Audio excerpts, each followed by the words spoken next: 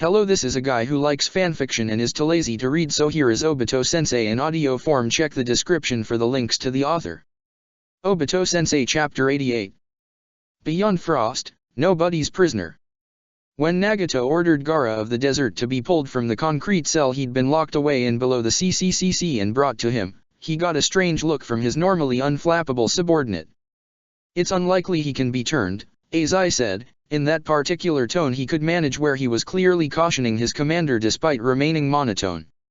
"Your personal attention will likely not make a difference, Lord Nagato. And with the devastation Frost has just suffered we have no interest in turning him," Nagato said humorlessly. "But considering what you've reported about Yahiko and what just happened, I want to throw him a bone. Making progress with the Ichibai will probably help delay him in taking action, if worse comes to worst." Azai bowed and retreated to carry out the order, and as he so often was nowadays, Nagato was left alone in his suite. He sighed, leaning forward and showing weakness, kneading his forehead and closing his eyes. The distant blast had left him with a migraine. For a moment he'd been sure Cloud was attacking his home again, but the truth had been even worse. The land of Frost, ever the true victim in all this, had just suffered incalculable cruelty thanks to Nagato's passivity. He had never been a decisive person. There was a nearly equal split in opinion among those close to him as to whether that was a blessing or a curse, but to Nagato it was a deep flaw in his character that ate at him every day. Despite the miracle of the Rinnegan, he had been hesitant to take action from the day he was born. Founding the Akatsuki hadn't changed that, overthrowing Hanzo hadn't changed that, creating the Nation of Rain hadn't changed that. He had always felt that there was an extra gravity to his decisions, and that made even minor ones difficult. His teacher's lessons had only clarified that anxiety, there was no power like the Rinnegan in the world, so its bearer could reshape everything. It was exactly what Yahiko wanted out of him now. The thought that his friend wanted him to become so egotistical as to be a god made Nagato sick, like a minor vertigo that constantly swept over him. It wasn't surprising, because Yahiko had always understood the best out of any of them what the Rinnegan was really capable of. That didn't change the repulsive nature of it. What right did anyone have to change the world? Amongst their little triumvirate, Nagato had always been the one preaching caution, Yahiko barreling ahead, and Konan moderating and keeping everything together. But now Konan was gone, battling in the land of Frost, and Yahiko had gone mad, putting truth to everything Minato Namikaze had told him just weeks before. There was a confluence quickly approaching, Nagato thought, where he would make history or become it. To align with Yahiko's monstrous desires was unthinkable, but to not act and let the nation be buried in the past was all the more so. There wasn't an answer to the puzzle, there had never been an answer to any of the puzzles that their teacher and their lives had put to them. The problems of peace and war, the necessity of resources, the brutality of colonialism, the corruption of ninshu to ninjutsu, they were all equal folly. There was a simple physics in the way the world had been set up, not by the sage but by geography, human nature, and malleable ideologies, and right now, in the time he had left, the only paths Nagato saw forward to permanently change the world all revolved around violence. To become the greatest mass murderer in human history, as the Hidden Cloud had, to erect the largest gravestone and call it peace. Perhaps Yahiko could stomach that hypocrisy, but Nagato could not. He could feel the potential for it in his bones at all times. His mastery of chakra, combined with the theft of the Flying Thunder God, meant that Nagato had no illusions. If he desired it, he could destroy the world now. He could travel to each hidden village in turn and obliterate them. Minato had been feared by the world for that very possibility, but where the Hokage would have needed hours, Nagato could do it with a wave of his hand. And there was a temptation. There was an undeniable temptation. Such indiscriminate destruction would be monstrous, but the very same had been visited on the nation. The Hidden Cloud, at the very least, deserved it. Nagato had seen karma and fate with his own two eyes, and all that was delivered was inevitably returned. He had felt and seen the blast they had unleashed in the land of Frost just hours before. It had been apocalyptic, terrifying. Surely an accident, because destroying Frost did not align with the Land of Lightning's goals, but intent did not change results. Their weapon could not be controlled. It had to be destroyed. Was Konan still alive? If she had been caught in that explosion, she might not be. If Konan were dead, Nagato did not know what he would do. At that point, he would be weaker than he had ever been. Ideology and morality would melt away, and he knew that he would be reduced to the frightened child that had murdered 2 Konoha ninja with no consideration for them as human after his parents had died. But it wouldn't be individual ninja this time. It would be villages. Nations. As his strength had grown, so had the danger of him breaking. It wasn't a state he wanted to return to, but what choice would there be? They had all done their best and been rebuked by killing on an appalling scale. Perhaps there was a middle ground. There had to be, if he didn't want to become the bloody god that Yahiko desired. It's already out of the bottle. It was a phrase Jiraiya had used before in their talks regarding ninjutsu in reference to an old legend regarding destructive demons. Once the demon was out of the bottle, that was it. In the stories, it would never return willingly. If it was a tragedy, the heroes would be overpowered and meet their end thanks to their hubris in trying to take advantage of something beyond their control in the first place. If it was a drama, it could be tricked back into the bottle, with a warning for future generations to never release it again. Ninjutsu was more pernicious and dangerous than any demon. It was the act of sharpening your own body and soul into a weapon. Even if, Nagato thought, you became a god that ruled over the entire world and confined ninjutsu, forbidding teaching it on pain of death, it would eventually escape and plague the world once more. Someone somewhere would be born with a natural talent for it, and short of transforming the entire world into a panopticon, their talents would spread and recreate the shinobi creed in some way or another. But he found himself considering the idea nonetheless. How long could you lock the demon away? Just a generation or two, or would it be longer than that? It was a monstrous thing, given that any bloodlines would have been culled as part of the process, or at least forced to die out. Since war seemed an immutable law, would other methods of warfare advance while ninjutsu languished, leaving it forgotten? The hidden cloud had proven technology had its merits. While something like their cannon was probably impossible without chakra, weapons like handguns and shotguns were popular in the southern nations, and his Rinnegan could create things that even he could not understand, such as self-propelled missiles. If no one could use chakra, would it be replaced by those weapons? Or could you kill the demon? You couldn't kill the tailed beasts, for a literal example. Nagato knew that well enough from his work with the Sanbai and the 3 Jinchuriki in their possession. The Baijuya's chakra was eternal and recurring, locked to the earth and doomed to always return to it. Energy could not be destroyed, and as living energy the Baijuya's will would inevitably reconstitute them. But perhaps with study, you could control the time and place of that reconstitution and ensure their constant destruction, locking them out of the cycle of reincarnation. Ninjutsu could be the same way. It was megalomaniacal, so much so that Nagato couldn't help but chuckle to himself. Yes, this was exactly what Yahiko wanted, for him to be alone and panicked enough to consider such ridiculous ideas. It was his own fault for not making more friends. He'd accumulated subordinates and confidants over the years, but the Rinnegan had placed him beyond the reach of most people.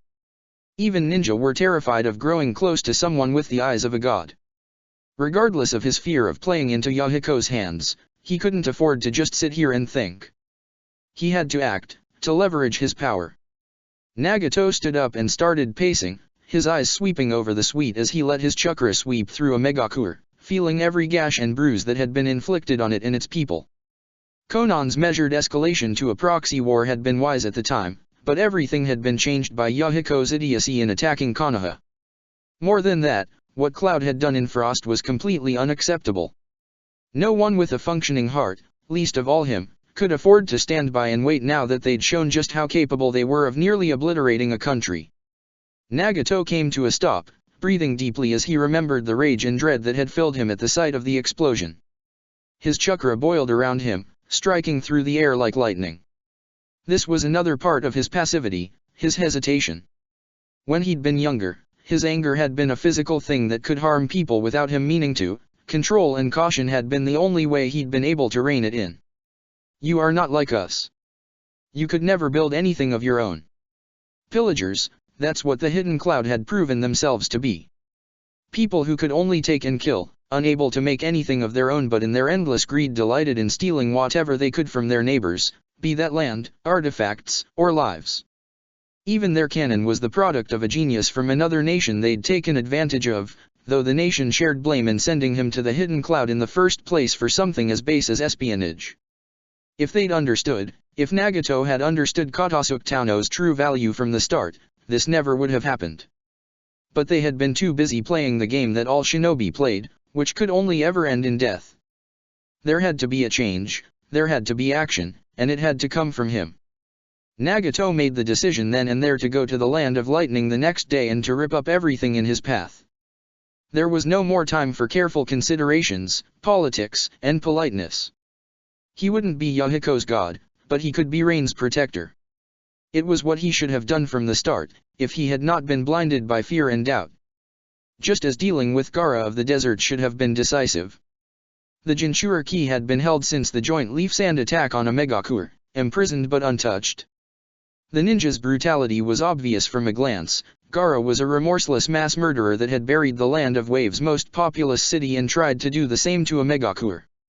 He had been broken by a heartless life and a pitiless demon, so Nagato could not help but pity him. That pity had given him pause, but he couldn't let it any longer. He stood and pondered his many problems for several more minutes before there was a professional rap at his door, and he sat back down. "Enter," he said clearly, and when the door opened Azai and Gaara were on the other side. The Jinchuriki walked into the room showing little fear with Azai just behind him. Gaara was bound in blood-red cloth covered in sealing formulas that glowed with inner crimson light to the Rinnegan, powerful bindings that would prevent him from molding chakra. Nonetheless, Nagato could see the seals were struggling with the chakra of the Baijuya that utterly permeated Gaara's system. The tailed beast seal had been leaking for a long time, and it was a testament to Gaara's fortitude and personal power that he kept control of his body and mind. "Azai, please wait outside," he said, and Azai stiffly bowed, clearly unhappy. "I will speak with him alone. You will be called if you are needed." "Of course, Lord Nagato," Azai said, and he closed the door behind him when he left. Gaara stood there with a bored expression, eyes boring into Nagato's. He stared into the Rinnegan without apparent fear, neither defiance nor surrender on his scarred and asymmetrical face.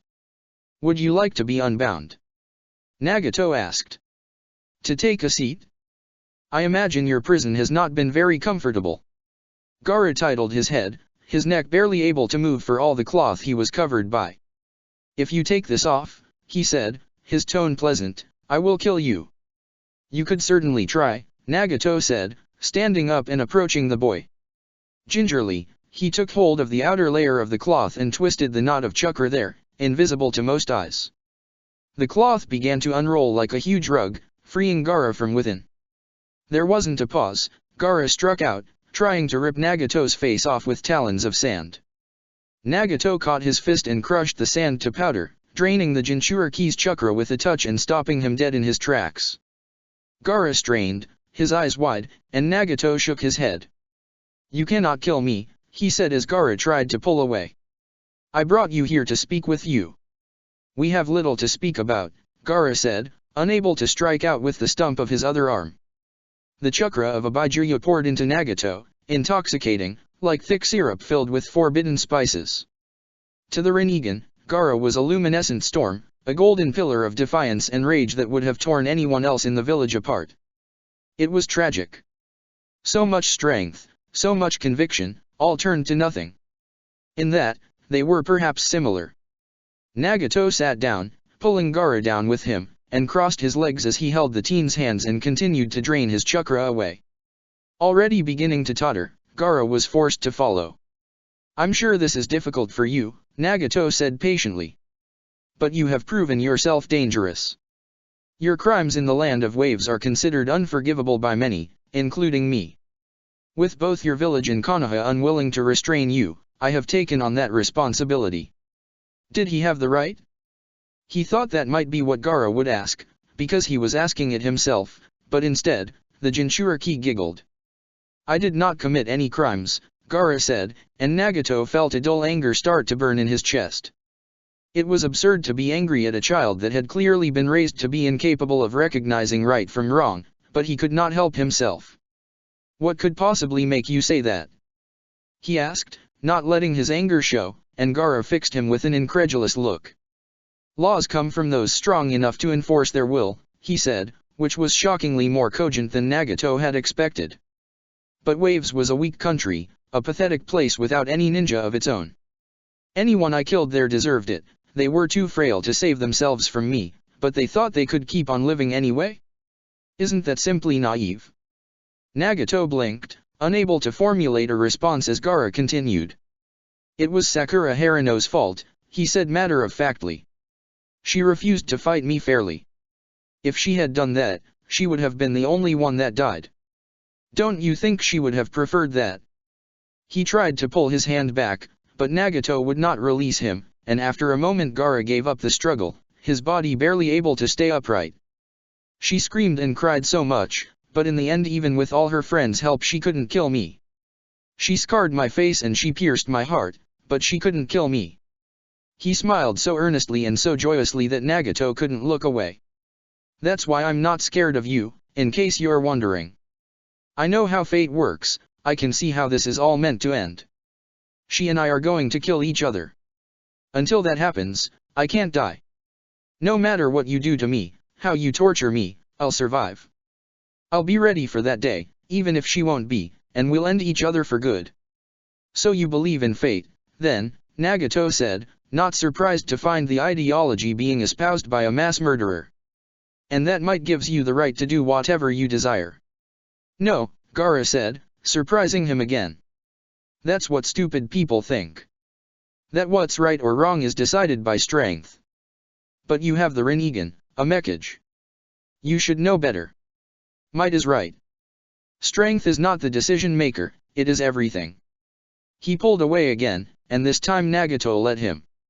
Instead of striking out again, Gaara collapsed backwards, so much of his energy had been drained that he couldn't even keep his balance. I centered my life around strength, I defined myself by who I could kill, to prove the truth of my existence. But that wasn't right either, because so many people are so easy to kill. I didn't quite understand that until I met Sakura, but she showed me the way. You have no regrets for your actions, Nagato said, and Gaara nodded. Moreover, you don't think there is anything to regret in the first place. I'm glad you understand, Gaara said, sitting up. Let me go, I'll hunt Rain's enemies. Sakura and her team are traitors to you now after all, right? Villages like yours need the tailed beasts more than anyone else, and no one has mastery of the Ichibai like me. He placed his hand on his chest with a beatific smile. You can't afford to punish me, a mechage. You need me. If that's how you decide to take responsibility, I cannot stop you, you're stronger than me, after all. But it would be a stupid thing to do. Nagato stared at Gaara, watching the play of his chakra with acuity that only he possessed. Gaara was telling the truth about his mastery of the Baijuyue. The seal had to have been placed on him when he was terrifically young, or perhaps even in the womb. He had lived his entire life as an open vessel, perhaps the only living example of the melding of a tailed beast and a human that had survived as such. As a military asset, he was unquestionably valuable. But Nagato did not want another military asset, especially an unreliable one. He wanted justice, but killing this boy wouldn't bring back anyone he had murdered. It would be like putting down a rabid animal, a necessary evil. He was sick of necessary evils, he realized. That was the path he desired, the way he could move forward while living with himself. To do away with as many of them as possible, to kill the least, be the least cruel, to shape a world with his power that was kinder and safer even if the way towards it was not absent bloodshed and heartache. Tragedy could never be avoided, but it could be minimized. Rather than a blood-soaked god, he could be a scalpel. But in such a paradigm, what to do with Gaara? What to do with all the tailed beasts for that matter, dangerous as they were? In that moment, staring into the gorgeous horror of Gaara's chakra system, Nagato had two epiphanies. They were both cruel. They could both create a more just future. He hesitantly pulled them close to his heart. Azai, he said out loud, and the door creaked open. Fetch Karen Uzumaki for me. Azai departed without a sound, and Gaara maintained his bored expression.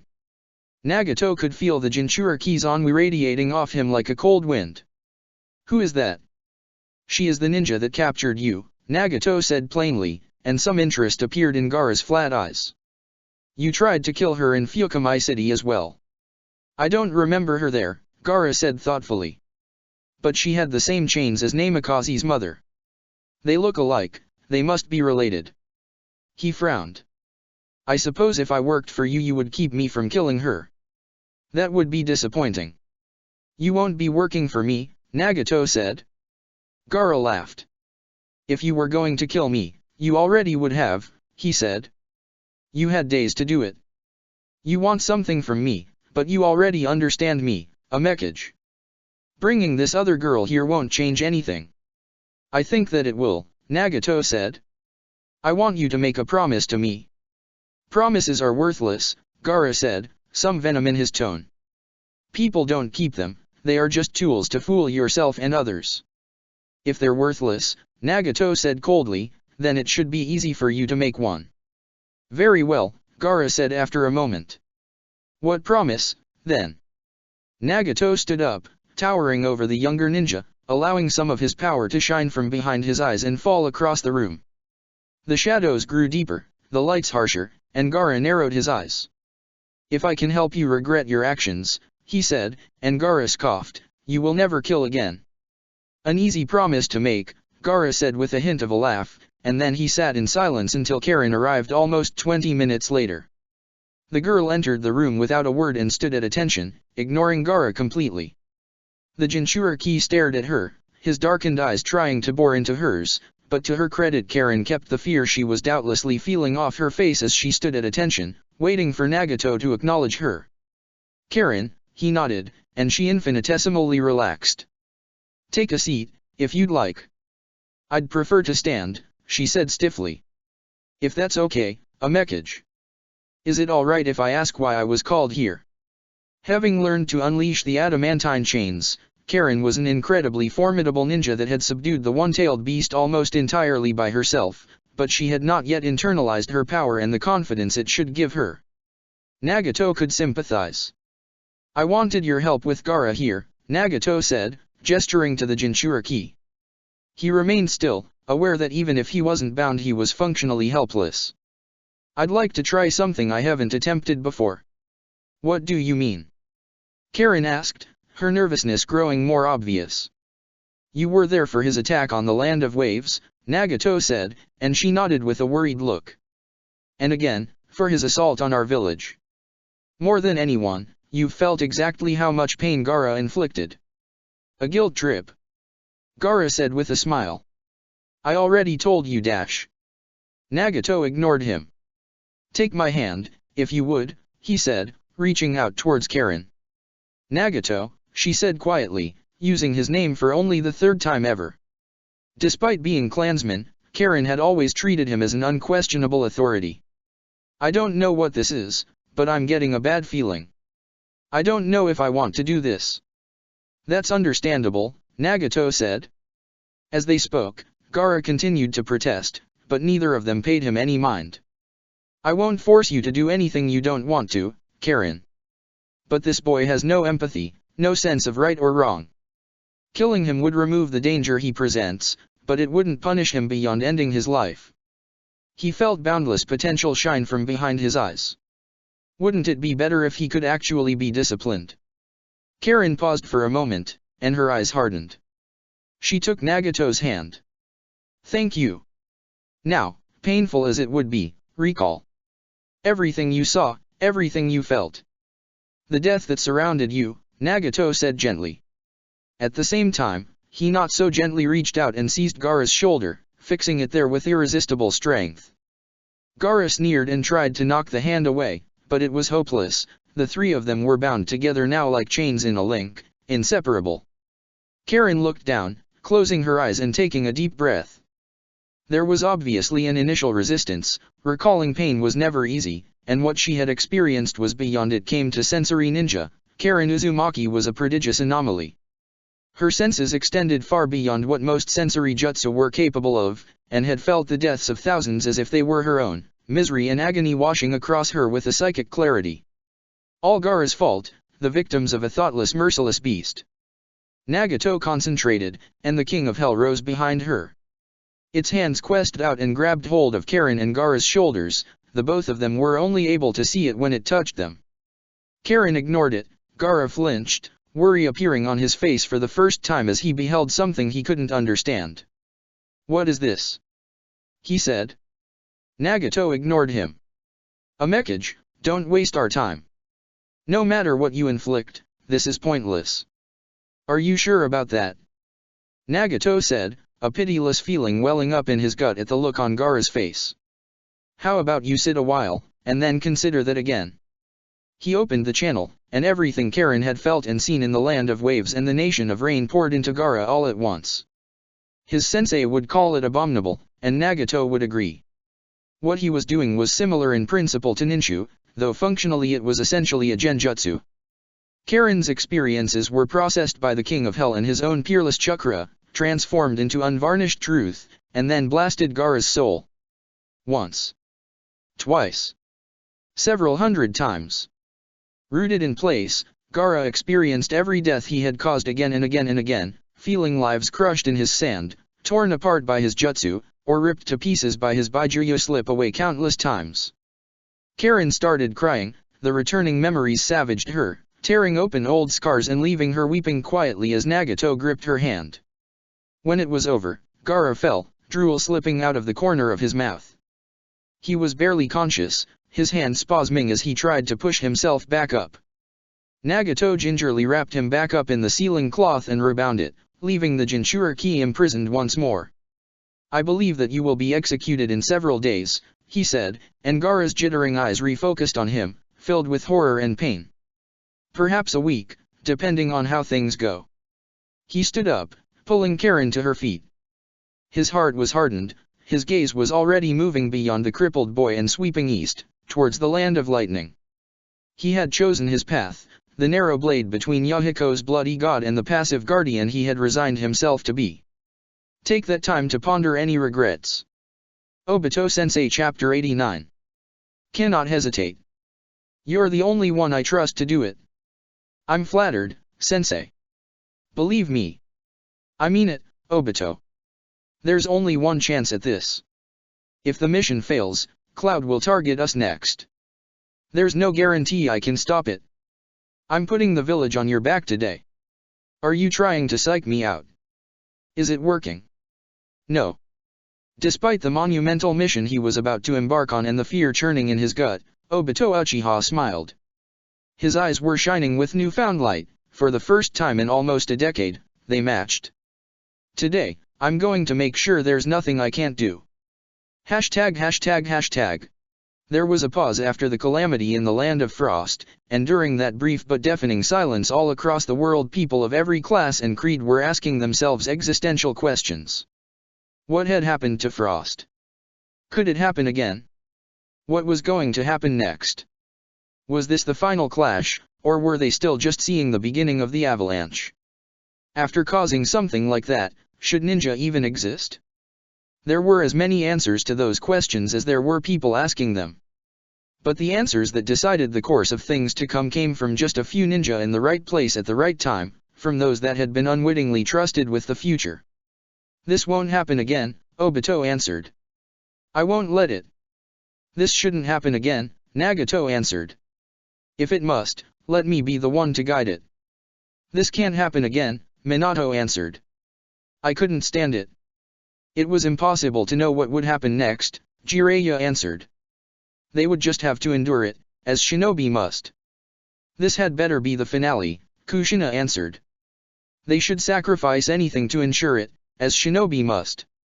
This was the beginning of the next era, Konan answered. It was all their duty to decide it, as shinobi must. Ninja would always exist, Sasuke answered. Whether they should or not didn't make a difference. Ninja should be better, Naruto answered. The way forward was to heal the scars of the past and prevent those of the future, that was the only way to make a difference. Ninja shouldn't exist, Sakura answered. Whoever opposed her, it wouldn't make a difference. ####. 16 ninja were warped towards the land of lightning with supernatural speed. Before this day, Obito could count the number of friendly ninja he'd placed in the Kamui on both hands. In theory, it was a huge boon, The ability to move ninja in an undetectable manner across the world, or to draw them into a safe bubble where nothing could touch them, was something plenty of people would kill for, and plenty had tried. But there was an uncomfortable reality to it that he had never been able to turn away from. The Kamui was his space, and his alone. If he died, everything in there would presumably be lost forever, trapped in an inscrutable pocket dimension with no way out, assuming it didn't collapse or fold in on itself with his passing, destroying everyone inside. That meant that anyone inside the Kamui was completely at Obito's mercy, and the fortune of his survival. His death would directly ensure others, and he'd never been able to accept that pressure. Even after gaining the power to become a ghost, he'd never been convinced of his invincibility, so the risk was just too high. But today, things were different. There'd been hesitation, but only a little. Rin had pushed him, as she often had lately. "Obito," she'd said with a smirk. "I guarantee you're in good health. You're not going to have a heart attack or anything. And it'll be a hell of a lot quicker than running." So when he popped out into a thunderstorm amidst the thin mountain air, he wasn't followed by 15 others. Instead, he stood there for a moment, taking everything in with his every sense stretched to absurdity. The weather was truly horrible, maybe as a result of the explosion that had racked the land of frost. Obito only knew the basics of weather systems, but even he understood that creating that much heat in one place would devastate the climate for a time, though he didn't know if it could cause storms like this. He was in the midst of a vast thunderstorm that stretched as far as his superhuman vision could see, huge roiling black clouds hurling down bolts of lightning that started small fires in the forests that sprawled across the mountainsides before they were extinguished by torrential rain that blew across everything in thick sheets that drenched him to the bone in an instant. If Obito had been more superstitious, he would have named it an omen for sure, though he couldn't be sure who it was directed at. But today, the freezing rain didn't touch the fire burning inside of him. After making sure the area was clear, he reached to his side, into a hole in reality, and waited until he felt someone take his hand. He pulled Hinata Hyuga out, closely followed by both her bodyguards, Niji Hyuga, and his father Hisashi.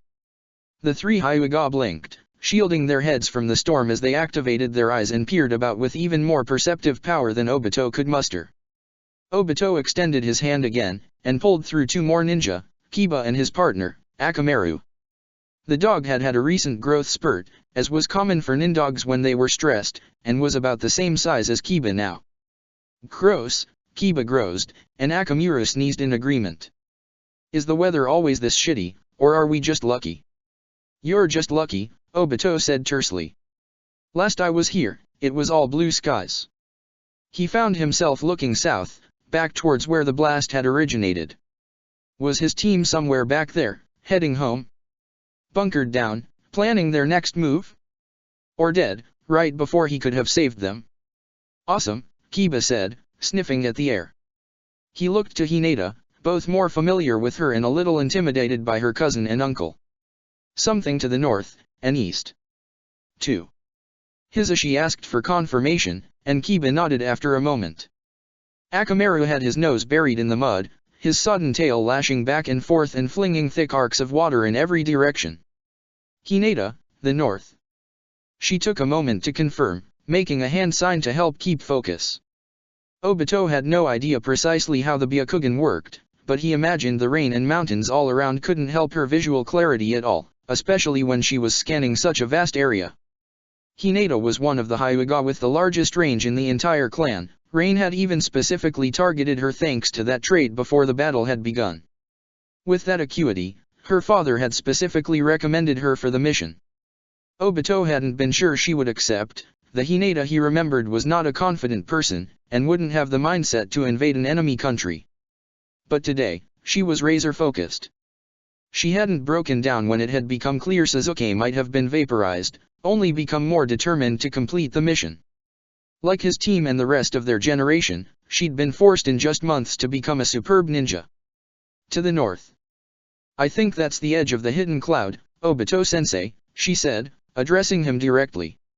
"It doesn't have a wall like the leaf, it's a large grouping of buildings ascending a mountain." Obito nodded. "That would be it. There are patrols." "Quite a few," Hinata confirmed. "I would say, more than 50 ninja, just from what little I can see. They're circling the mountain, they have those chakra weapons we were warned about. Kiba. Obito said, turning to the boy, and he shrugged. The storm's making it harder than I'd like, he said with a grunt.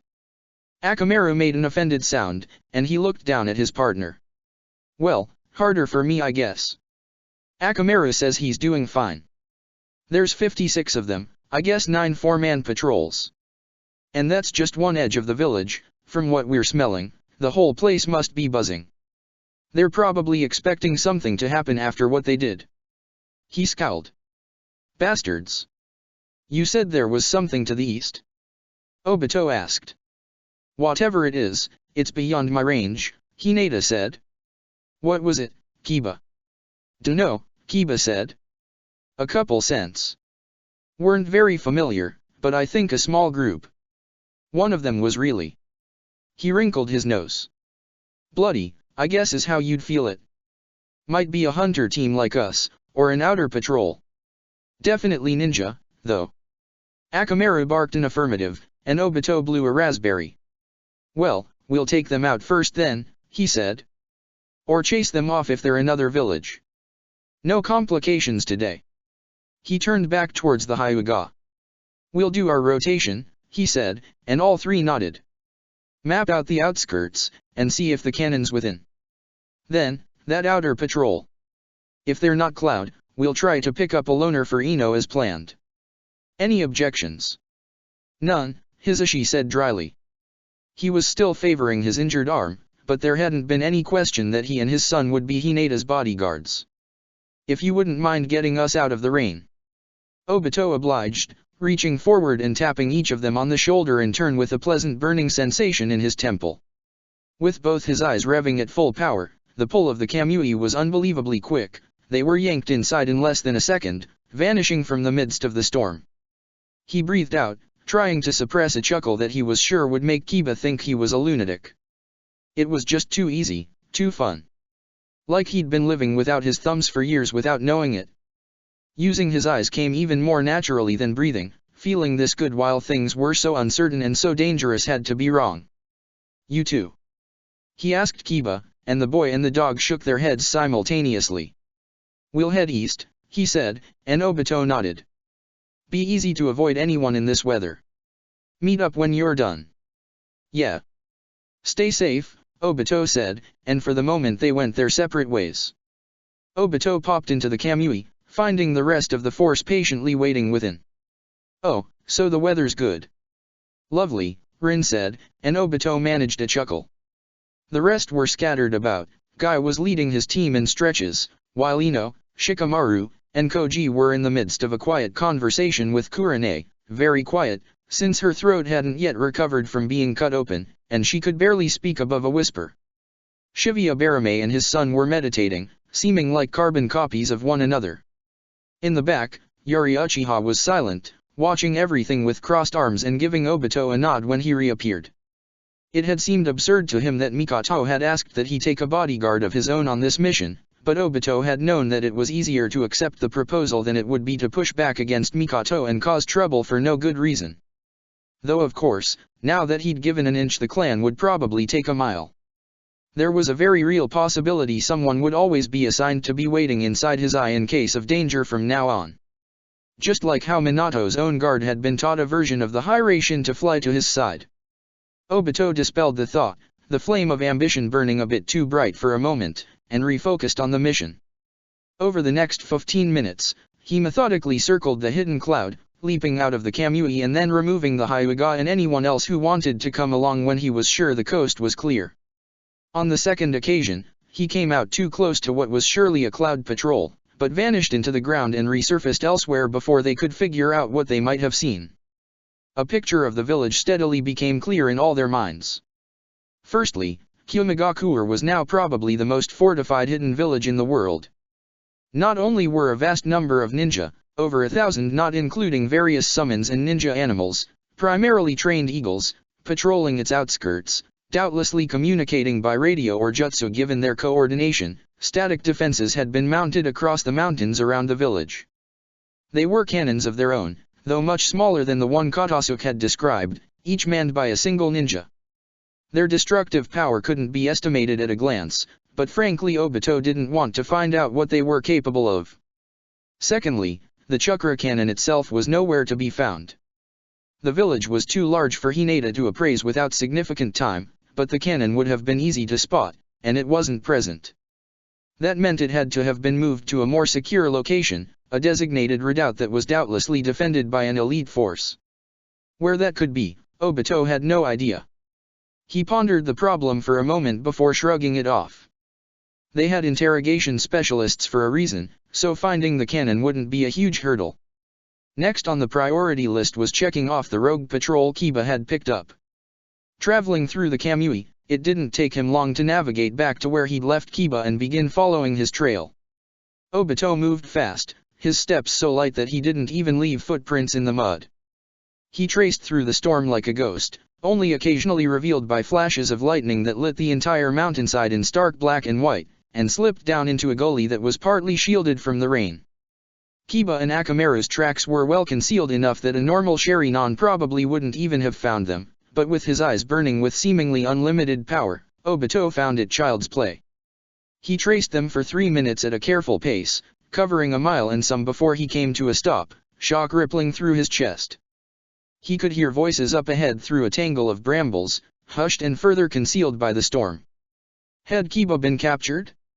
It seemed unlikely, but Obito still took it slow, slipping through the brambles as the Kamui carried his body away and poking an eye through, peering as only he could into the sparse grove beyond. Kiba was there, laughing and slapping someone on the back. Akamaru had tackled another to the ground and was furiously licking them while several others looked. Took Obito a whole second to understand what the hell he was seeing. His team was here. Sasuke and Kiba were talking, the both of them grinning. Naruto was on the ground, trying to push Akamaru off and failing. Beyond them, Jiraiya and Sakura were watching, one gladly and the other dourly, and behind them. How the hell had Kisame Hoshigaki ended up here? Against his better judgment, since he was sure this had to be some sort of illusion, Obito fully walked through the hedge, and everyone in the copse turned towards him. "Look who I found," Kiba said with an unvarnished grin. "Guess you weren't the only one who decided it was time to head into lightning, Obito Sensei." Obito shook his head as Sasuke approached him and, after a moment where he obviously struggled to decide what to do, gave him a nod. "We didn't die," he said, stating the obvious, and Obito nodded mutely. "It was a close thing, but Kisame saved us." He glanced back at the rogue ninja, and Obito did too, their eyes locked, and Kisame gave him an unsettling smile. "But I guess you're really to thank for that, Obito." "Guess so," Obito said quietly, giving Sasuke's shoulder a squeeze. "Never thought I'd see him again. But you guys decided to head towards lightning? That was stupid of you. I would have thought dash." "We were going to head back to the leaf," Sasuke said quietly. "Sakura convinced us otherwise. We didn't want to." He couldn't find the right word, but his hands clenching told Obito everything he needed to know. "We were right at the center of it. Again. We couldn't just walk away." "Okay," Obito said, not having time to unpack that and so immediately accepting it instead. He moved fully into the group, bending over Naruto who gave him a thumbs up from beneath Akamaru. "You've been keeping everyone in one piece." "Yup," Naruto confirmed, finally managing to sit up. Obito couldn't tell if he was soaked in rain or slobber, probably both. "Good to see you, Sensei. You're up here to take out the cannon, like you said?" "That's the plan," Obito said, standing up and crossing his arms as he looked over Jiraiya and Sakura. Jiraiya, he wasn't too surprised by. His one-time sensei was hardened, looking jovial but entirely focused on the path ahead. He met Obito's eyes but didn't say anything, the two of them communicating everything they needed to in an instant. The Toad Sage had done his job, he'd kept his team as safe as he could in a war zone, and salved his own consciousness by helping Rain fight back against their killers. But Sakura. Sakura's eyes were like chips of jade in her head. Her pink hair, burned short by the very cannon he was here to destroy not so long ago, was a sea of blades, and her whole body radiated violence and purpose. She stood there, monolithic amongst the rest, not showing a heartbeat of hesitation in the face of his eternal eyes. Her mouth was set in a straight line. She was the only one, even compared to Kisame, that didn't seem happy to see him. She was wearing her Akatsuki uniform, here as a true believer. Obito found that he didn't even know how to approach her. There was a wall between them as thick as it was invisible. Like with most walls, he tried to step right through it. "Sakura. I guess you got everyone headed this way," he said, stepping forward, and she looked up at him, her expression softening ever so slightly. "We didn't have a choice," she said, every word so sincerely delivered that it made Obito's heart hurt. "Lightning can't keep killing people. We can't let them." She gestured at Jiraiya, and then at the rest of the group, including Kisame. Jiraiya was in sage mode when the cannon fired. He got a good idea of where it was. "We were close enough for that." Obito looked over at Jiraiya for confirmation while Sakura continued, and got a nod. "Well, that was two birds with one stone right there. Naruto fixed us all up. We would have died if it weren't for Fu and the Mist's Jinchuriki. They intercepted the cannon's shot with their own Baijuodama, and blew it up in midair. That's what caused." She paused, like a record skipping a beat. "That's what caused the blast. Fu connected with the Hakusabi Jinchuriki, the one powering the cannon. I don't know how, but she convinced him to run. Right now, Cloud's got no tailed beasts, they can't fire the cannon again." She bared her teeth in something that would never be mistaken for a smile. "So we decided we had to take care of it before they got the Hakusabi back." Obito took that all in, and as was becoming habit for him accepted it, folded it in, and moved on. "Where's Fu?" he asked, and Sakura grunted in apparent annoyance. "She went with Konan." Rain retreated. "Too many casualties," she said, as if Konan had done something foolish or cowardly instead of obviously sane. Obito tried not to react as his student continued. "And of course, Konan did not want her traveling with us with Itaki around." "Itaki is here," Obito said sharply, and Jiraiya chose that moment to step in. "He turned up after the blast, badly injured," he said cautiously. "But against my better judgment, Naruto fixed him up. Naturally, he ran off, promised he'd be shadowing us. I didn't try to make an issue of it." Translation: Jiraiya hadn't been confident he could take down Itaki, or that Obito's team would have helped him do so. Obito couldn't blame him for that, but the thought that his cousin was prowling around out there didn't set him ill at ease, he found. He almost laughed. Let Itaki come, if he wanted to. He'd given Shisui's eye back, after all. If he tried to get in Obito's way now, or hurt anyone else, Obito would crush him. He felt no doubt at all now that he was capable of it. "All right," he said, just about caught up. He looked over at Kisame, finding the daimyo killer patiently waiting for him. "And you're here because..." "I happened to be killing people in the right place at the right time," Kisame rumbled. "And I liked the kid's style." He fixed Obito with a challenging glare. "Does there need to be anything else?" "Fair enough," Obito said, deciding not to question good fortune. "Well, it's good to see you again, I'd say." "Humph." Kisame shifted his sword, seeming at a loss for words for a moment. "You too." "Good enough. Where is it?" Obito asked, turning to Jiraiya. Now that he knew his team was safe, there weren't any lingering doubts. He felt himself letting go of every concern beyond the mission at hand, an almost nostalgic focus. "Northeast, about 30 miles, Jiraiya said, gesturing through the rain. "It's possible it's been moved, depending on how big it is, but that's where I felt it when it fired." "It won't have been moved," Obito said firmly. Katasuke was sure of that. "You all..." He hesitated, thinking of Kisame. There was no way the rogue ninja would go for it, but that was fine by him. "Into the Kamui. Rest." It was obvious they'd gone without sleep to make it this far into the country on their own. "Kisame and I will go the rest of the way." Naruto frowned. "Will you let us back out?" he said. "We didn't come all this way to get sidelined." He was looking at Sakura as he spoke. Obito noticed. She hadn't come all this way. Compared to the rest, Sakura seemed tireless. Not energetic, just static, neither growing tired or rested. Frozen. Just like Naruto had said, she'd been like that since killing Haku. It reminded him of something, or someone, but the comparison only traced the periphery of his mind, refusing to solidify. "I'll be letting everyone out," Obito promised. "This mission can't fail. I just want to give you a chance to rest." Naruto hesitated, but Sakura made the decision for him. "Fine," she said, approaching him and holding out a hand. "Thank you, Sensei."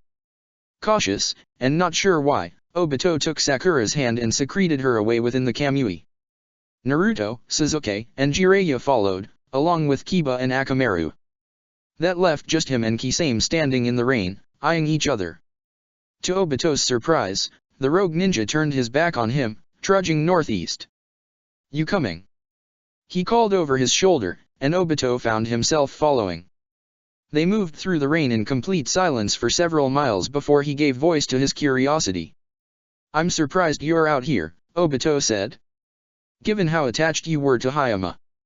I figured that if you were involved, you'd be staying and protecting the town." Kisame stopped. Obito wondered if he'd made a mistake. "I was," Kisame suddenly said, danger boiling off him. "This was the best way I could. Staying there would have made it a target." "Sure, I won't contest that," Obito said. He started walking again, hiking past Kisame up the rain-slicked slope as another crack of thunder shook the mountains.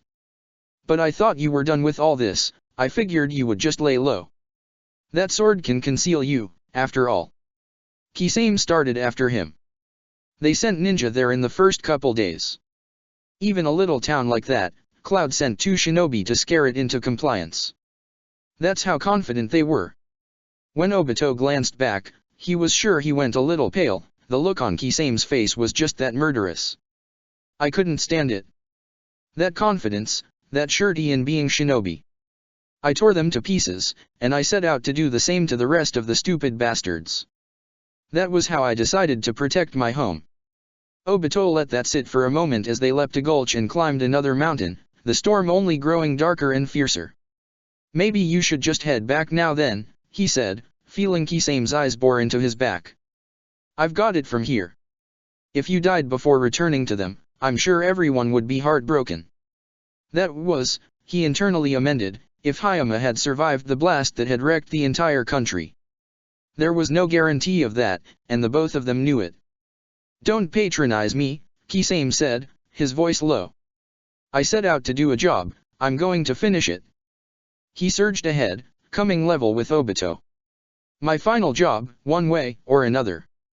Once that cannon is smashed, I'm going to Cloud proper. I'm going to rip that damn village's heart out, and eat it right in front of every one of them." "You'll die if you try that," Obito said bluntly. "Shinobi are defined by death," Kisame shot back. "They exist to deal it out, and all anyone will remember about them is how they die. If that's how I'm gonna die dash."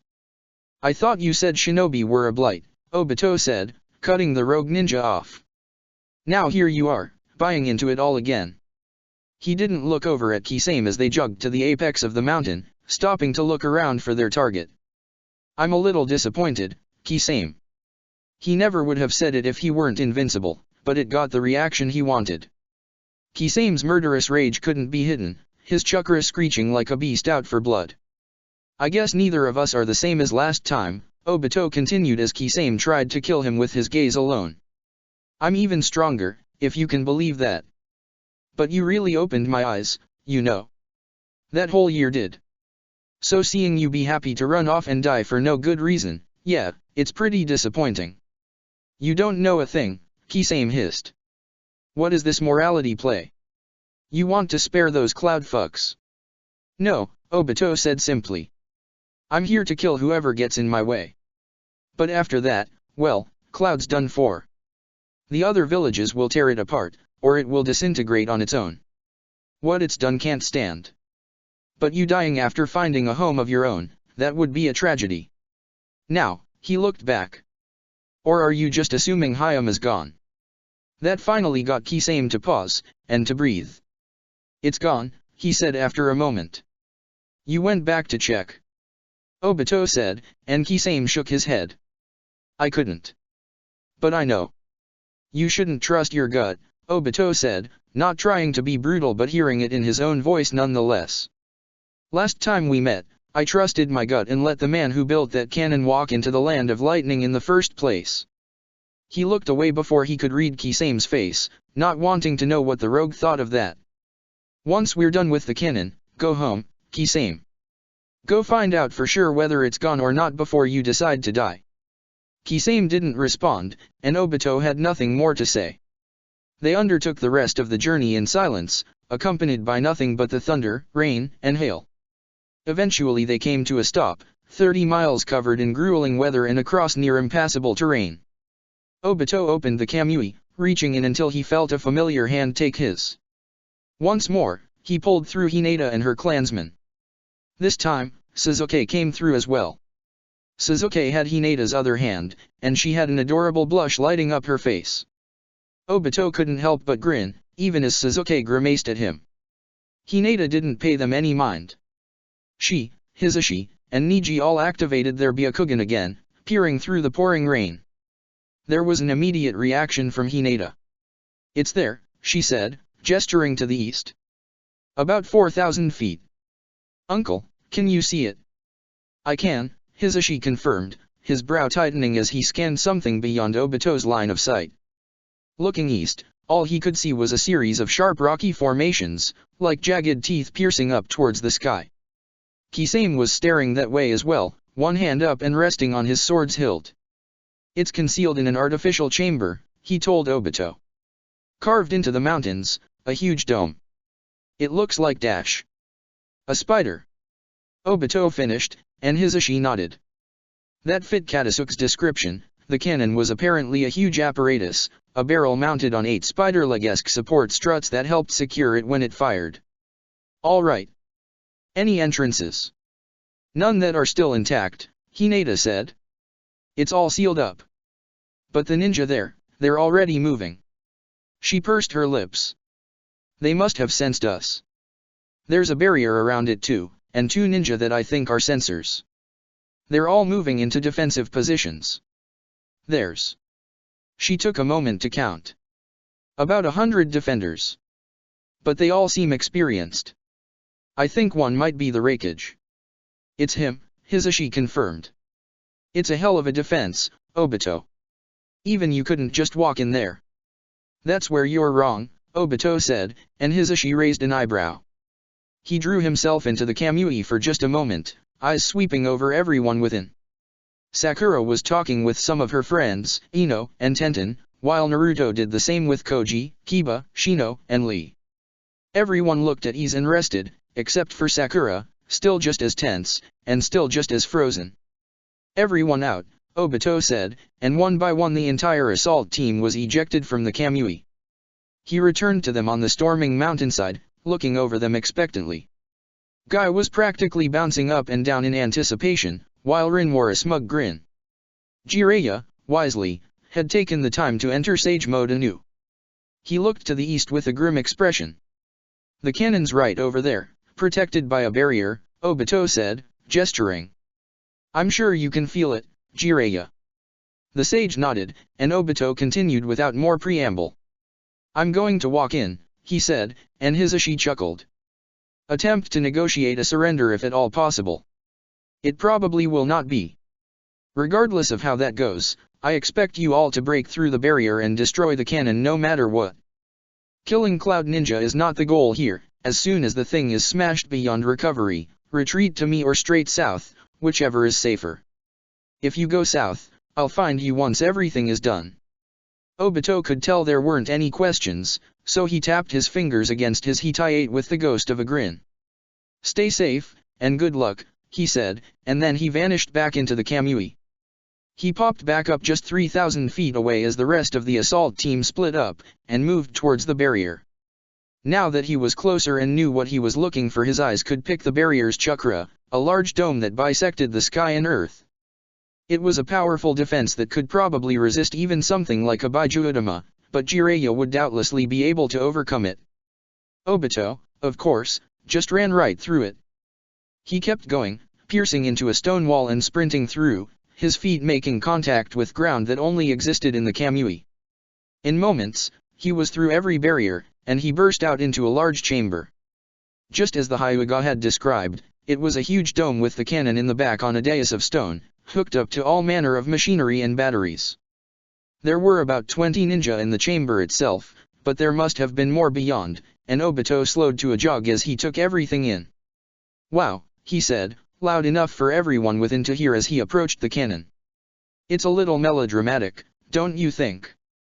As if on cue, someone leapt from the cannon, crashing down right in front of Obito and bringing him to an instinctive stop. The man reared up, nearly 7 feet of rippling muscle wearing a traditional white hat marked with the symbol of lightning. "Obito Uchiha," the Raikage said, crossing his arms.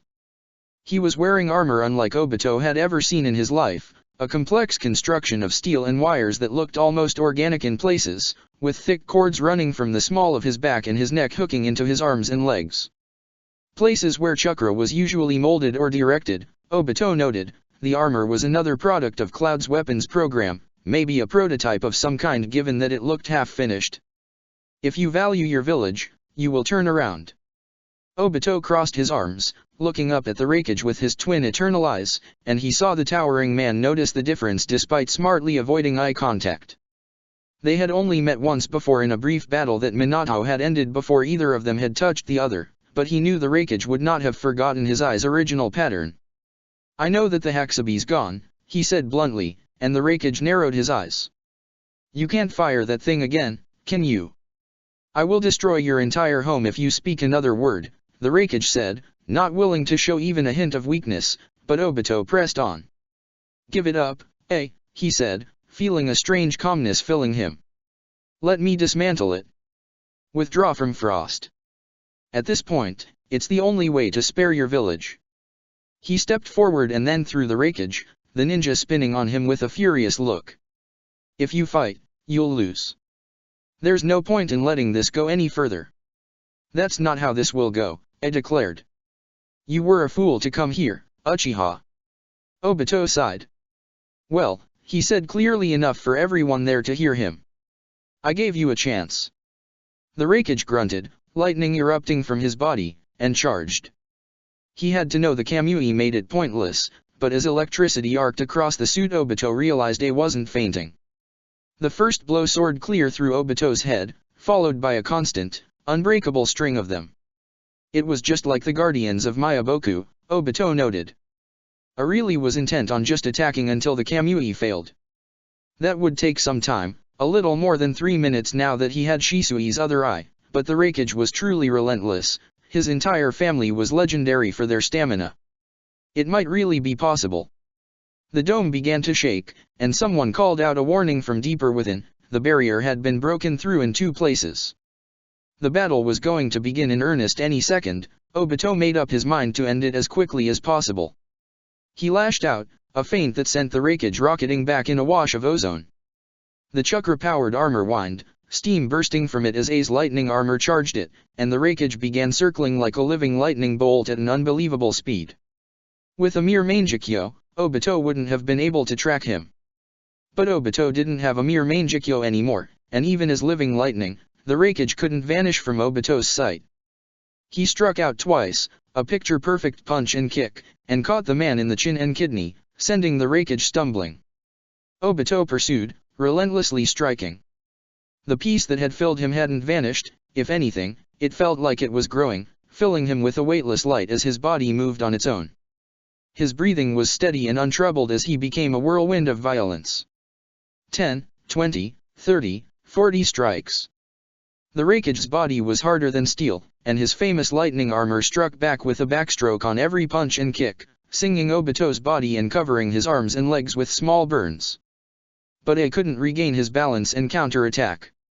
His armor crumpled like cheap aluminum wherever Obito struck it, not nearly as tough as the legendary physique of the man wearing it. Other Cloud Ninja threw themselves into the fight, coming to their cage's defense as they dogpiled Obito from every side. But he felt untouchable. He was untouchable. He spun and stepped and struck like he was dancing to music only he could hear, slipping through dozens of attacks as he was hounded from every angle by charging shinobi, hurled weapons, vicious ninjutsu. The pace of his attacks only increased as he finally began breathing hard. hearing nothing but his own heart and seeing nothing but the moment. Every attack that missed him was counterattacked, ninja taking strikes to the temple or the heart or the gut that flung them away with superhuman strength. One man came flying in from above with a sonic boom, a long fishing pole-like lure of lightning extending from his hand. Obito caught his hand gently, like a teacher guiding an inexperienced student, and used the man's one-handed tiger sign to complete one of his own, spitting fireballs out into the chamber and devastating the ceiling and walls. 2. He sent towards the cannon, but they were intercepted by a lightning dragon and a wall of stone respectively, stopping them in their tracks. Rather than growing frustrated, Obito just continued to increase his pace. He flung the man he'd caught away, pinwheeling him back into the shattering ceiling, captured another in a headlock, and flipped over his back as yet more shinobi attacked. The wall of stone rushed forward like a tidal wave, and Obito let himself be carried over it like water. The Raikage retreated, his armor sparking and grinding in places. Obito glanced over in his direction with a small smile, but noticed someone rushing to A's side. A tall woman with gray hair, wearing a traditional vest but carrying no weapons. Obito recognized her deceptively young face, Mabi, one of the Raikage's head ninja. Her skills were unknown, but she was perhaps a medic, given the urgency she was moving to support the Raikage with. In the same instant, the dome came under attack. The ceiling had crumbled in places thanks to Obito's effort, stones raining down on the dome and providing more obstacles to avoid, but quite suddenly that crumbling became a full disintegration. A wave of destruction rippled out, and ninja began falling in along with stone, hail, and torrential rain, shinobi from both Konoha and Kumo. Rin and Naruto led the way, having ripped the dome apart with twin punches. Sakura was the first behind them, her hail blade whirring with such intensity that the high-pitched sound filled the whole shattered chamber. Kisame was second, his eyes locking on the cannon and ignoring everything else. The rest of the assault team spilled in, some already battling cloud shinobi that had been patrolling above, others splitting off on their own. Jiraiya summoned a squad of toads armed and armored like old-fashioned samurai, directing them towards the cannon. Shivi and Shino were surrounded by a swarm of insects that were already dispersing, filling the cavern with buzzing black clouds that drained chakra like a plague. Hinata, Sasuke, Shikamaru, Ino, and Koji hurled themselves into the battle without hesitation, along with Guy, Lee, Niji, and Hisashi. Tenten followed after Sakura, guarding her back with a hooked polearm. Kurane made a beeline towards Obito himself, her gaze locked on the Raikage and his assistant and her hands already forming a powerful genjutsu. Yari was doing the same, ripping off her blindfold as she leapt from a falling stone with unbelievable grace. It was pandemonium, the flash of lightning and the boom of thunder filling the chamber as dozens of ninja suddenly clashed. Everything happened in a heartbeat, and Obito refocused on the Raikage as Mabi came to his side. She made a single ram sign and slammed her hand down on A's back, a simple act given much more importance by what the Sharingan revealed. Mabi's chakra boiled, arcing around her in rings of light, and the Raikage's armor was transformed, shining with an invisible radiance as an ethereal line burst from it, directed by Mabi's will. Obito blinked, and the line connected with his chest as he took a step forward, ready to launch himself into the fight once more. He had enough time to raise an eyebrow as the Raikage shouted out the technique's name, a focusing kie. Lightspeed lariat. There was no transition, and no warning beyond the invisible tether that only the Sharingan could see. The Raikage covered the distance between them faster than even Obito could follow.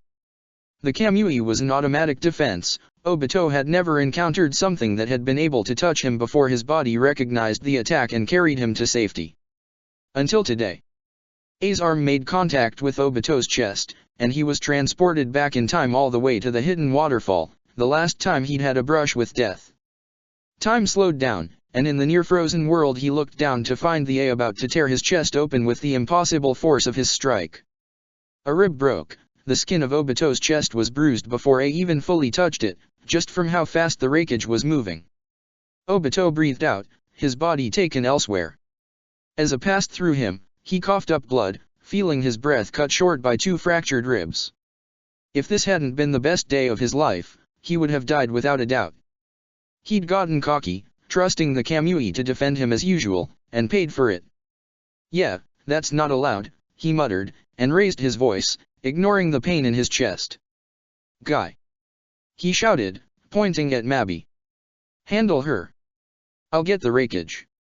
As he spun on A and unsheathed the white fang, spitting blood, and rubbing it from his lips. The rest of you, focus on the cannon. There was no time for more words, the rakeage was on top of him, relentlessly striking as Obito barely stayed ahead of his attacks, stuttering in and out of the Kamui as he tried to re-establish the pace that had felt so effortless before. But he was bleeding internally, in pain and slower for it, and he and the rakeage were stalemated. He couldn't afford to let the man by and wreak havoc on the assault team, but he couldn't push him back either. They were locked sword to fist, with Obito only getting slower by the second. He nearly slipped amidst the rain and hail, his body shaking. The glancing hit from the rakeage had been more damaging than he'd first realized. But that was fine, he only needed to stalemate A until the cannon was destroyed, and Sakura and Jiraiya in particular had taken his words to heart, scything through Cloud Ninja in their path as they fought their way to the cannon. The battle would be over in less than a minute, one way or another, and then they'd retreat. Simple as that. Yari had rushed to his side, and despite Obito wanting to shout out a warning, the rakeage's constant attacks left him no time. She leapt into the battle wielding a long metal spear and fired off a rapid series of jabs and slices, forcing the rakeage back a step and buying Obito time to take one full breath before he struck out and elbowed the head of the spear off as it slipped past him. Yuri stumbled to the side, off balance, and Obito's predictive vision saw the rakeage punch a hole clean through her chest. Nope, he grunted, stomping his foot with 4 nearly simultaneous hand signs. The ground beneath Yuri collapsed, and she fell out of sight as A's jab soared just over her head. The rakeage spun with a fierce look, teeth bared. And there was a distant boom. The sound was far away and faint for it, but so deep and so loud that Obito felt it rattle every bone in his body. The same thing happened to every ninja in the cavern. Consciously or not, they stopped mid-battle, their hearts skipping a beat as one even if in the midst of the fight. Obito looked back and up towards where the sound seemed to have come from, taking his eyes off the rakeage for just a moment. His mouth dried up, not quite able to comprehend what he was seeing. At near the same moment, the weather dried up too, the hail and rain and thunder vanishing as the sun beamed down upon them all, illuminating the chamber in harsh natural light. The storm clouds above were racing away like frightened animals, fleeing in every direction and leaving only clear blue skies behind. They were ripped apart, a curtain unceremoniously pulled back with impossible speed, the hurricane that had embraced the land of lightning since his arrival vanished. What? Obito whispered, looking back and finding the rakeage just as transfixed as him. They met eyes for the first time, but he didn't take the advantage to cast a genjutsu upon the man. Whether out of shock or solidarity, Obito would never be able to say. Was that dash? The rakeage blinked, his fury reasserting itself. That came from Kumigakure, he said, though Obito really had no idea how he could know. He supposed if he were 30 miles from Konoha, he'd be very confident about a sound like that coming from it. What have you done? Seeing that the detente across the chamber was holding for the moment, Obito held up his hands with a concerned look. Nothing, he said truthfully. We just came here to destroy the cannon, we had no interest in Kumigakure. He looked around as Yuri cautiously poked her head out of the hole nearby. Maybe you have bigger concerns right now. That's... The rakeage paused, looked around. Obito recognized the expression, and the hesitation. Even someone like A had to make an impossible choice every once in a while, return to his village, which might be under attack, or guard its strongest guarantee of its security. He tried to help along as best he could. Hinata. He called, making sure he could be heard by every ninja present.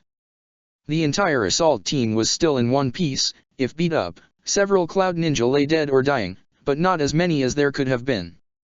Hinata was untouched, she'd been defended by Niji, Hisashi, and Suzuki for the course of the battle, a comically competent group of guards. What happened? Her Byakugan was already active, but the distance was surely too far for her to see Kumigakure properly. Nonetheless, Hinata spoke. I don't know, she admitted. There's a lot of debris. Something blew back all the clouds at once in every direction, it hit Kumigakure too. It looked like it was going to make a decision, but Obito couldn't know which way he could go. He wheezed, getting ready for another fight as the rakeage also looked around, taking stock of the situation, his lip twitching. Obito could not claim to read the mind of a man who had killed as many as they had. He didn't understand his full motivations, if there were any beyond greed or fear of losing power, but knew the Raikage at least valued the lives of his ninja and was an ambitious man. Because of that, he hoped that they would throw the fight, and they could both live to kill each other another day. But the decision was made for both of them with a pulse of energy that only Obito, Sasuke, and the Hyuga could see. It washed over everyone present, passing through the ground and the cannon with a pervasive, invisible portent, and Obito found himself crouching to the ground on instinct. The burst of chakra was tremendous, bigger than any technique he'd seen in his life, and he had no idea what it had done. For about a second, at least. After that, Obito figured out exactly what the technique was doing. He floated off the ground, drifting into the air weightlessly. As he struggled to reconnect with the earth, the same thing happened to everyone in the shattered dome. More than 100 ninja and one dog floated away, flailing and shouting in alarm as they were lifted off their feet. The stone and earth began to rip upwards as well. Like some sort of horrific rapture, the earth ruptured, and ninja were drawn up into the sky, friend or foe. Obito looked up, his mind whirling, and found the man responsible for the impossible event. Despite being 2,000 feet away, floating high in the sky in blatant defiance of gravity, Nagato Uzumaki seemed to lock eyes with him. Others followed Obito's gaze, pointing and shouting. Some prepared ninjutsu or weapons, ready to throw them at the distant figure. Their eyes weren't as acute as his, but it was obvious there was a ninja up there to anyone. Only someone with more acuity could see that Nagato was holding something in his right hand. It was an orb without shape, weight, or color, light curled around it, defining it by absence, but Nagato held it as if it were an ordinary ball. As Obito watched, Nagato raised his free hand, his face set in a stern visage, and pointed directly at him. Obito's weightlessness as he was drawn upwards immediately faded, and he dropped, landing on his feet after a 3-story fall without issue. He couldn't tear his eyes away from the expression of control. Nagato's chakra had surrounded all of them, and now the man was reaching down like he was expertly playing an instrument as he severed those he pointed at from his gravity's grasp. He moved methodically, picking out only ninja of the hidden leaf while Cloud's ninja struggled and screamed curses as they were remorselessly drawn up into the sky. It was equally beautiful and terrifying. Nagato lingered only once, when he came to Sakura. She was eerily calm, her eyes closed and her sword stilled as she drifted into the sky, but came alive when the inverted gravity released her, and looked up. Just as Obito could have sworn he had, her and Nagato's eyes seemed to meet as she fell. She landed amidst Ino and Naruto, who had both been calling after her in fear. No one had any idea what to do. What they were witnessing was so far beyond reality that it had left even Jiraiya paralyzed.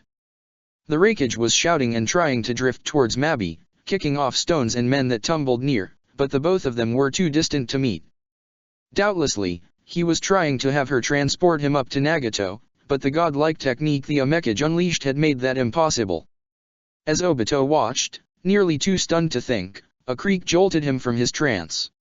He looked back, grateful to be embraced by ordinary gravity once more, and found the cannon jostling, the stone beneath it tearing away. Well, that was a relief. Nagato technique would destroy their objective for them.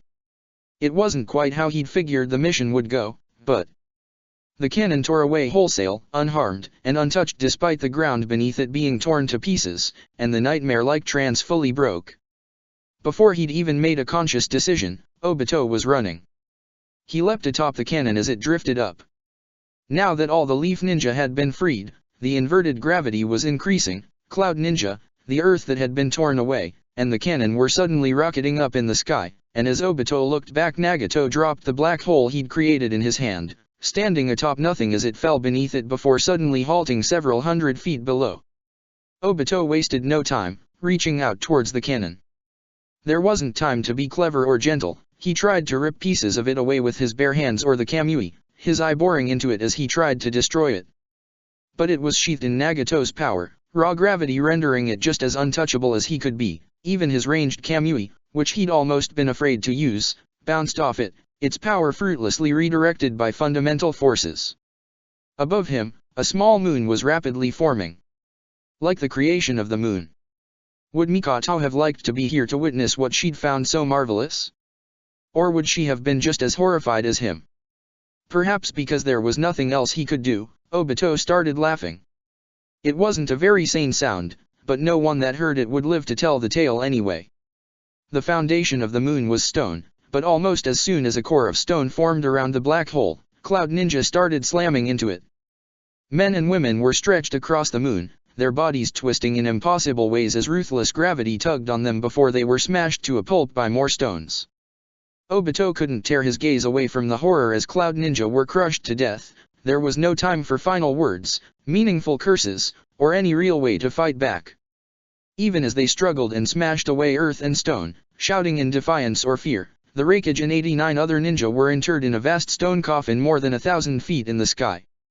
For a half second, Obito considered stepping in. He wasn't the kind of person who could watch people get crushed to death in front of him without at least thinking that he could pull them out with the ranged Kamui, if necessary. But watching the Raikage being buried alive, he also couldn't help but think that the man, and those who defended him, were responsible for more than 100,000 deaths. That the destruction he'd unleashed had gutted rain and leaf, and savaged the land of frost. So even as they vanished from sight, pinned to the moon and covered in stone that compressed atop him, Obito didn't step in. The cannon didn't suffer the same rough treatment. It and Obito were gently delivered into the side of the new moon, which then rotated to place the cannon at the apex.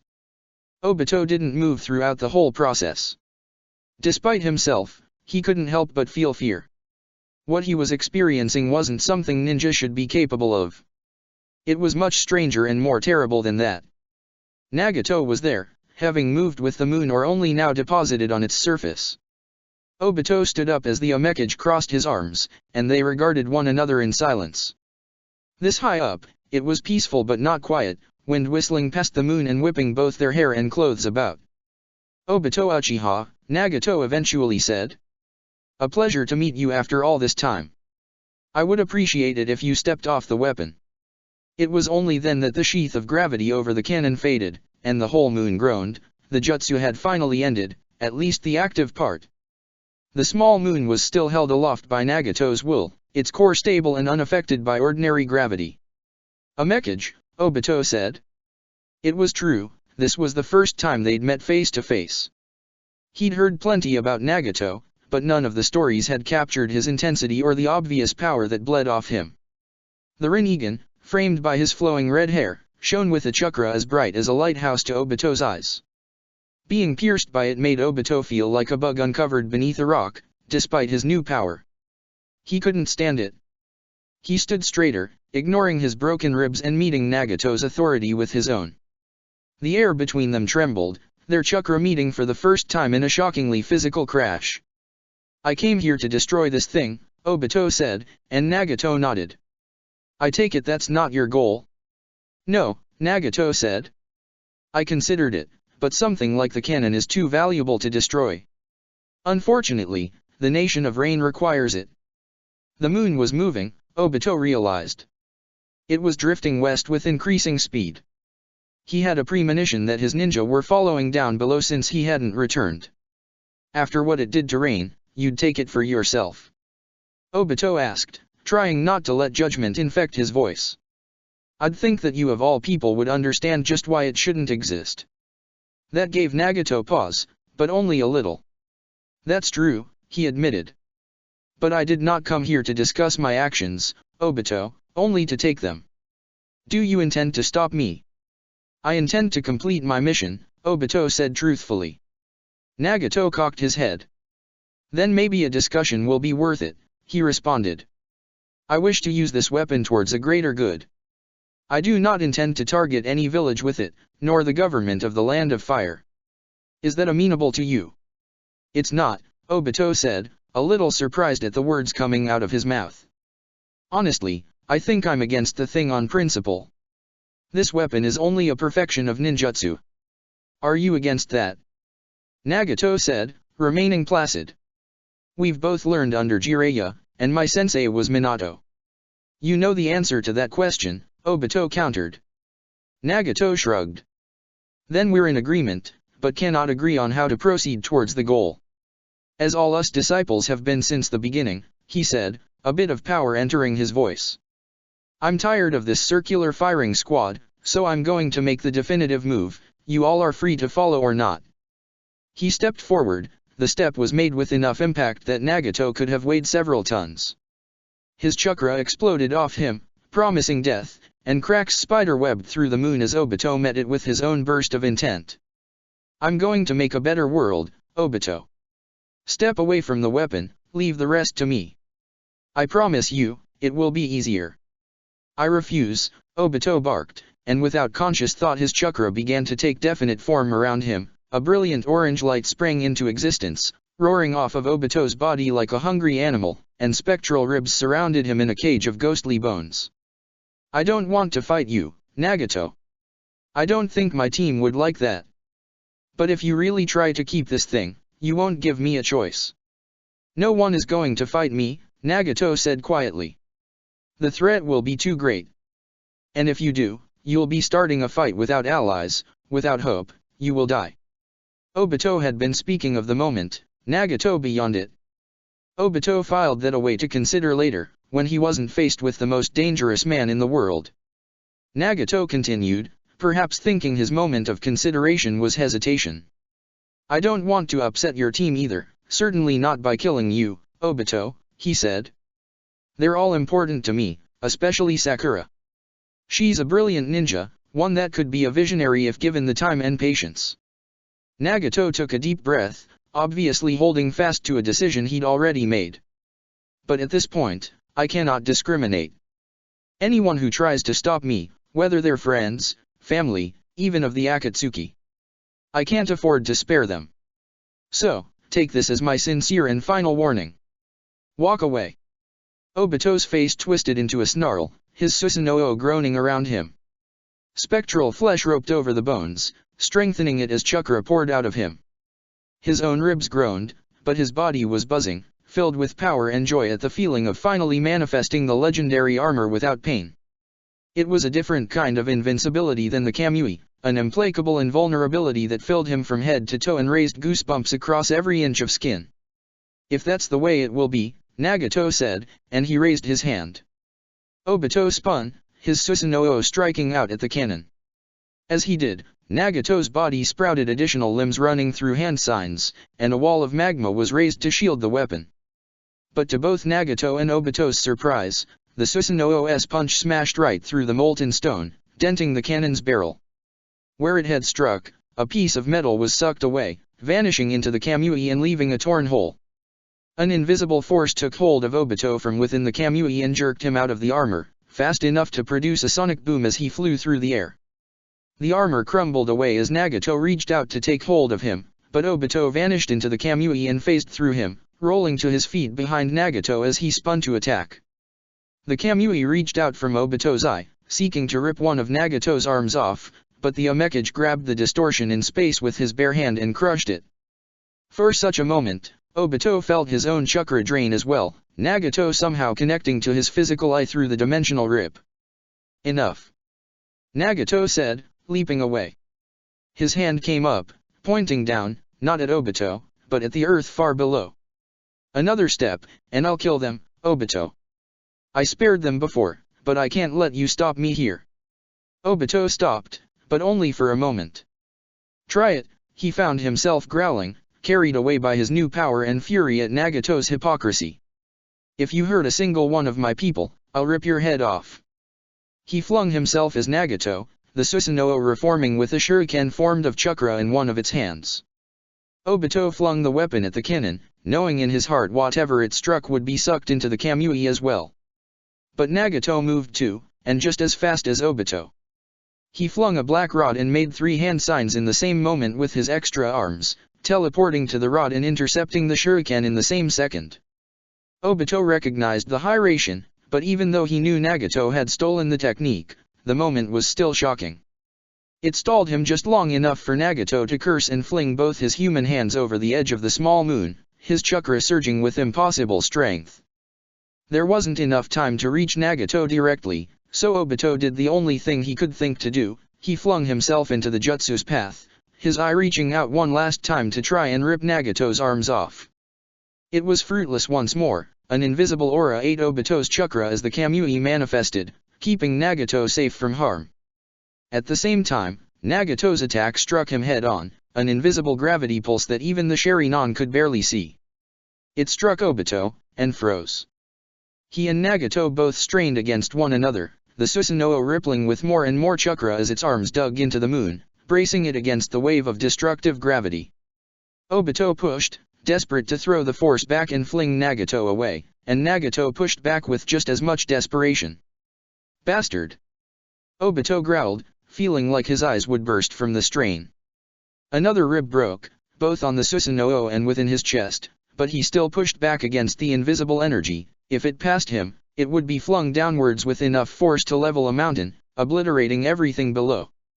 "Sorry," Nagato said, his entire body vibrating with the force of their clashing chakra. "But it has to be this way." The push exploded, the force flung out in every direction at once. The cannon rocked, nearly torn off the moon, but miraculously stayed intact. Nagato was flung back, but his artificial arms dug into the surface of the moon and stopped him in his tracks after digging a deep groove in his surface. Obito, along with the brunt of the jutsu, was thrown over the side and downward beneath a waterfall of brutal force that dragged him towards the earth at ridiculous speed. He roared in denial, slamming both the Susanoo's arms together in front of him in a seal, and continued to fight gravity itself. Obito rattled with the force of it, nearly blacking out as he tried to repel the jutsu, pouring every drop of his heart and soul into the singular effort.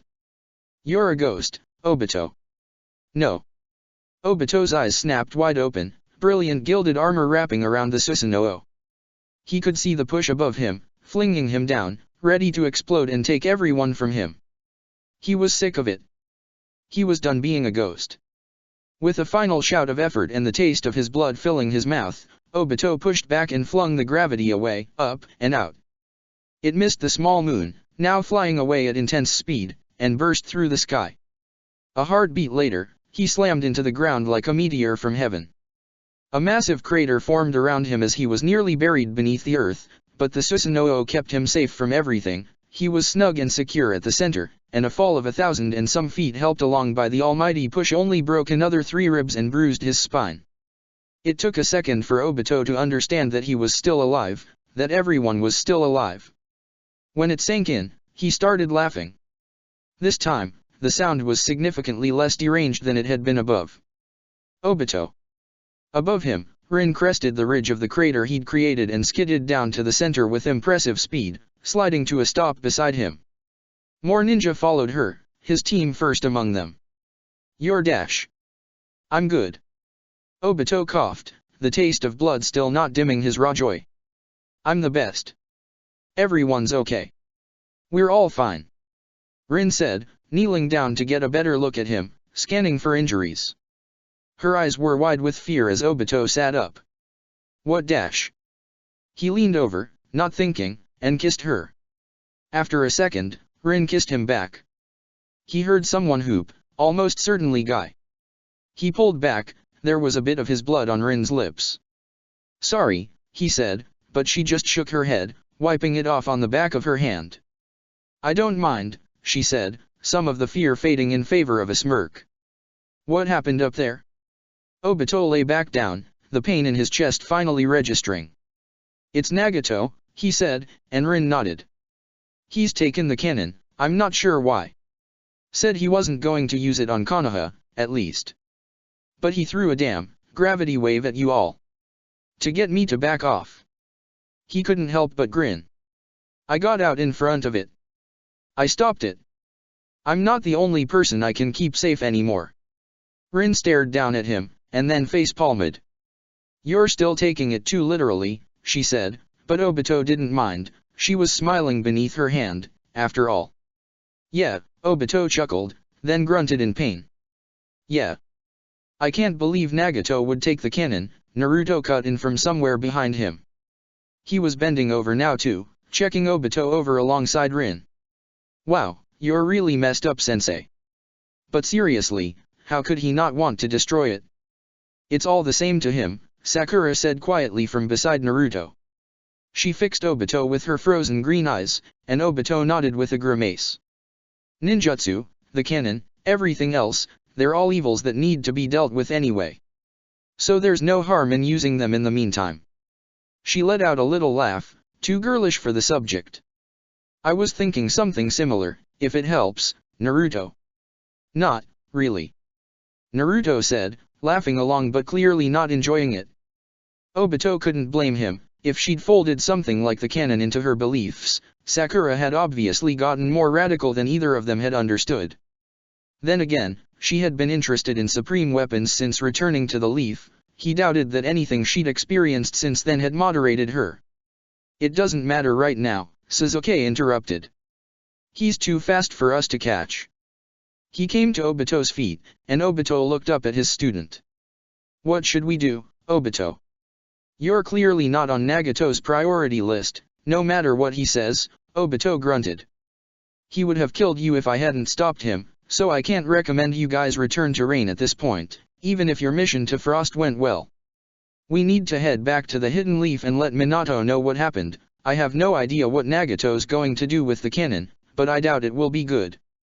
Sasuke nodded, his impassive face betrayed by his expressive eyes. Kyumigakuer is devastated, he said with some distaste. We passed it, I'm sure you didn't see it up there, but Nagato smashed it. Like an egg. And the Raikage is dead, Obito noted. This place will be even more chaotic soon. If the village can't hold itself together something came to mind that he hadn't noticed in all the chaos. Where's Kisame? He asked, and Sasuke shook his head. No idea. He got released from the reversed gravity, and ran off after that. Maybe Konan told Nagato about him somehow, but I lost track of him and everything. He bent down. I'm surprised Itaki hasn't shown up either. He said he was following, but he must really be scared of you, I guess. Him, or his shadow, Obito muttered back. It doesn't matter now. We've got to get out of here. He tried to sit up again, and both Rin and Naruto pushed him back down with the same superhuman strength. You can open the Kamui if you want, Rin said with a mean grin. But you're not walking for a bit, Obito. Don't worry, Sensei. Naruto said brightly. We'll carry you. Can't you just do the adamantine thing? Obito groused, and Naruto shook his head. Only if you're dying, shortens your life, remember? Besides, I'm still working on something better, he said, thumbing a finger in Jiraiya's direction. So come on, let us in. We'll run you back to Konoha. Obito did, drawing every member of the assault team into his personal realm, and the journey south began in a somewhat humiliating way, with several of Naruto's clones carrying him as the original, and Rin mended his ribs, and a broken leg, which Obito hadn't even noticed. It was a migration of ninja across the darkness of the Kamui, and looking around Obito felt infinite pride for each and every one of them. Even if the mission had failed, they'd all conducted themselves well, proved themselves in the face of a deadly enemy in a bizarre situation. The mission had failed, despite his cocky words to Minato. He'd made the same mistake with Nagato, nearly biting off more than he could chew. The power of the eternal Mangekyo Sharingan was intoxicating, pushing him too far and too fast, but Obito was infinitely grateful he'd learned that today instead of a deadlier lesson. Even if the cannon was now in Nagato's hands, Obito had the power to face him and destroy the damn thing. He settled in for the journey, banishing his pain with gratitude. He'd saved everyone, even in the face of a god in human form. He wasn't a ghost any longer. If the day came, if he took up the mantle of Hokage, he would be ready. Obito Sensei Chapter 90 decides who lives and dies. The Thunder Palace had not been constructed with receiving guests in mind. It was a magnificent space, of course, built to demanding specifications in the eastern mountains and large enough to host the daimyo, his court, and all their attending servants, but it was residential first and foremost.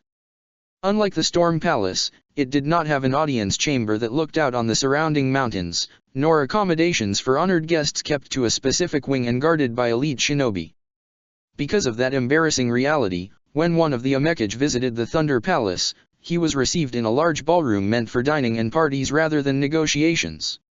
Send your servants away, was Nagato's first demand. There were arguments, bickering, shouts of refusal. The Lightning Daimyo and most of his court were present, having only recently been evacuated from the Storm Palace, which meant there were a little more than 30 men and women berating Nagato. They were guarded by 10 ninja as well, none of whom seemed confident in their chances. One did not become a daimyo's guard in the land of lightning through incompetence or nepotism, and they were indeed elite ninja, but word of what had happened to Kumigakure had spread far and wide by the time of Nagato's visit on May 5. There were about 7,000 cloud ninja left in the world, and that the Omekage was responsible for that was not a mystery. "Send them away now, or I'll kill you all," Nagato clarified, and for some reason that command was followed without as much dissent. When the building was cleared, Nagato waited.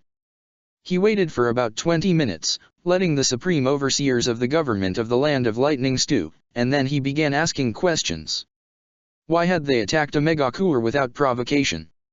Why had the lightning daimyo bitten the hand that had fed him, assaulting Rain even though the Akatsuki had been instrumental in his rise? This question proved quite scandalous with less informed members of the court.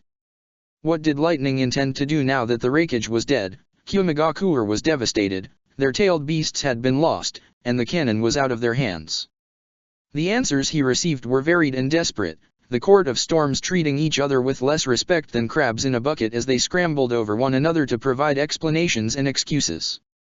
Omegakure hadn't been attacked without provocation, after all, it had been conspiring to overthrow the governments of other countries for years, having disposed of its own daimyo after all. And even if it had been attacked in a manner that was unsporting to say the least, the Raikage had been the one to make the decision anyway. It had been he that had taken the proposal to the daimyo after the latter had made his displeasure with Rain clear, pointing out that a weapon of deterrence was no good if the world wasn't aware of it. For indeed, the cannon had always been meant to keep anyone from challenging lightning's continued expansion into the land of frost. Rain had survived the weapons test, because Rain was always where weapons were tested, after all, and the Raikage was now dead, a new one hadn't even been picked yet, so it was all out in the wash. The guilty had been punished, and Kumigakure's near-total destruction was far more than Omegakure had suffered anyway.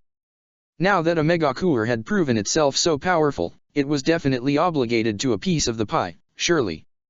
The Land of Frost needed strong new governance with its daimyo still fled, and maybe even held hostage by the hidden mist, so perhaps the country could be split between lightning and rain, to create new buffer states and recompense Rain's suffering?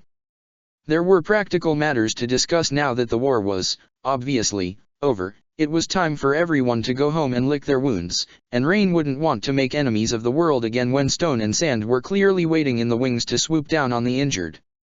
The fence-sitter and the earth daimyo were the real threat, having suffered nothing in this whole mess. Nagato listened to everything that was said quietly and patiently, nodding along and moderately interjecting where appropriate as he took in the government's vision for the future. The conversation lasted more than an hour, and to many in Lightning's government seemed promising, though several members of the court and one of the shinobi guards slipped out in the course of the proceeding after they were given a premonition by sharp instincts. Nagato did not stop them from leaving, which only gave the rest of the court more hope that an agreement could be reached. Lightning, after all, was one of the oldest and most successful nations in history, with nearly 300 years of continual governance and a divine unity mandate that had kept it intact and expanding all that time. There was no doubt that it would survive and continue onwards despite the recent trouble, despite how horrific the devastation of the Land of Frost and Kumigakure had been. They were fundamentally seen as shinobi business, and in the past such things had always blown over. That delusion was why so many present were shocked when Nagato stood up and dusted himself off at the conclusion of the negotiations, sighing as he picked an errant red hair from his Akatsuki garbs. "I believe that I've heard enough," he said, drawing another round of complaints, pleas, and even insults. "I apologize for wasting your time, but I do not believe the nation of Rain and the Land of Lightning have any future together." He looked over the whole room, and his fatalistic words left everyone present shocked to silence. Something like this was probably inevitable, so it is only bad luck that put us in opposition. I do not believe you are inherently evil people, nor that you all deserve to die. Nonetheless, there is a scapegoat required for everything that has happened. For that, I am sorry." Then he made a series of hand signs, and vanished. One of the daimyo guard recognized the Hiraishin, but all the ninja present were alive to the danger, immediately scrambling to protect the court against an invisible threat. They began to coordinate an evacuation, demanding that the richest and mightiest in the land of lightning leave without even packing their baggage trains. About 40 seconds later, a shot from the cannon struck the Thunder Palace. It had not been fired at full power, being only a single beam instead of the full 8 that the weapon was capable of. The structure and the mountaintop was obliterated, instantly killing every present member of the Court of Storms and their shinobi guard. It was a shot heard around the world, confirming that the nation of Rain did indeed possess lightning's weapon and knew how to use it. Within the hour, the daimyo of the lands of fire, earth, wind, and water would be rushed into fortified secret shelters, and every hidden village in the world was on high alert, scanning the skies for an apocalyptic attack. After what Rain had suffered, it only made sense for them to return it. But instead of receiving cannon shots, one by one the villages, even the minor ones, received ambassadors, each carrying the same demand. Konoha was the first. ####. When a Megakure's ambassador arrived, they were escorted to the gates by a very nervous squad from the Barrier Quick Response Force, and steadily picked up more and more observers as they made their way into the village proper. By the time they made their way to the battered Hokage's tower, it seemed that half the village had come to watch. Genin and Shinin crowded around nearby rooftops, while Jonin stuck to the shadows and tried to keep younger ninja out of trouble. Someone from the hidden Rain being in Konoha was unbelievable, especially so soon after the attack that had claimed so many lives. The fact that it was Konan, one of the Amekage, only made it more so. She climbed the tower and met with Minato and his advisors, including Shikaku Nara, Obito Uchiha, Homura Mito Kato, and Koharu Yudiden. Jiraiya the Toad Sage would later curse his absence, being away on business in Miyaboku at the time.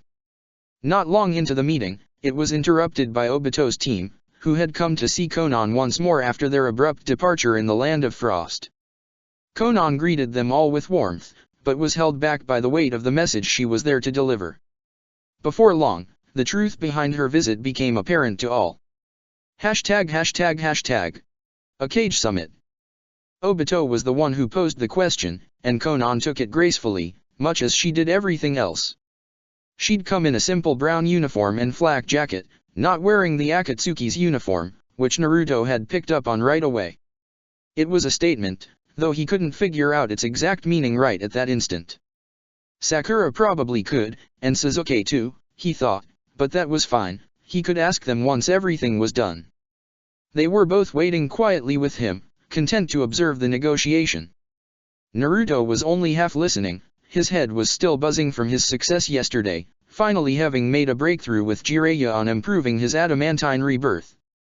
Right now, everything seemed, if not good, then possible. The war was over for now, the cannon was out of Cloud's hands, and Rain would surely be rational now that Nagato and Konan were in charge. They'd finally have time to sit down and figure everything out. Precisely, she said, staying demure and polite, nothing like the bold war leader Naruto had known just a week ago. In 2 days at noon, at neutral territory in the Land of Iron, the Samurai's mountain fort. Though unlike previous summits, we will be inviting the minor villages as well. We were concerned that given our defensive alliances, it could be seen as favoritism, but Nagato, and I hope that it will allow everyone to have a voice at the table. What exactly will be discussed at the summit? Minato said, razor-focused as usual, and Konan turned her attention to him. The two of them and Shikaku were the only two sitting in the room, everyone else was standing or milling about, even the elderly Koharu and Homura, one of which was staring out the window over the village. Existing alliances and ceasefires, first and foremost, Konan said. The nation struck back against the Land of Lightning, a justified retaliation, we believe, given that they fired the first shot, but we're not interested in spiraling into another series of revenge-driven wars. We wish to make it clear to the world, at once and definitively, that there will be no further destruction. That it is time to let bygones be bygones. That will be difficult with the threat of the cannon present, Minato noted, and Konan folded her hands with a nod. She was building up to something. We are well aware. That is why we intend to destroy the cannon, publicly, at the summit. As a promise, and a show of solidarity, she said, and Minato leaned back, showing some surprise. Naruto felt relief flood through his whole body, and looked to Sakura and Sasuke to see if they were feeling the same thing. Sasuke was nodding, looking unsurprised, but Sakura caught his glance and shook her head, a small frown twisting her lips. "That's not all there is to it," she mouthed, and Naruto frowned back. "What more could there be?" "The samurai are allowing the cannon to be brought to the land of iron?" Minato asked, and Konan nodded. "They have been convinced," she said, which to Naruto sounded like they hadn't been left with much of a choice. The cannon was partially their responsibility, after all, it was their arms dealing that made it possible. Hosting it for a short time is the least they can do. "You and Nagato are making a strong statement, then," Shikaku said, a finger tapping on his wheelchair. "But you said it was a show of solidarity." "That relates to requests I've been sent here to make," Konan replied, and Naruto kicked himself. "Which I'm sure will prove difficult to stomach." "I have to." "Spit them out then," Shikaku said. "You've been dancing around something since you showed up. What are you afraid of?" As Konan looked over to him, he gave her a very gnarly-looking scowl. "Not more news that Yahiko is planning to stab you in the back, I hope." "No, he's quite handled," Konan said quietly, the words obviously painful. "Nagato and I want to use the summit as an opportunity to shape the future of shinobi. Just as the first Cage Summit was called to distribute the tailed beasts and build the future of the villages, we have before us an opportunity to create a new status quo." She straightened up, her golden eyes sweeping over everyone in the room and lingering on Naruto in particular. He blinked, tilting his head with an unspoken question, and he saw a vein of hidden grief reveal itself in her eyes for a moment before she turned back to his father. "The first request is specific to Konoha," she clarified.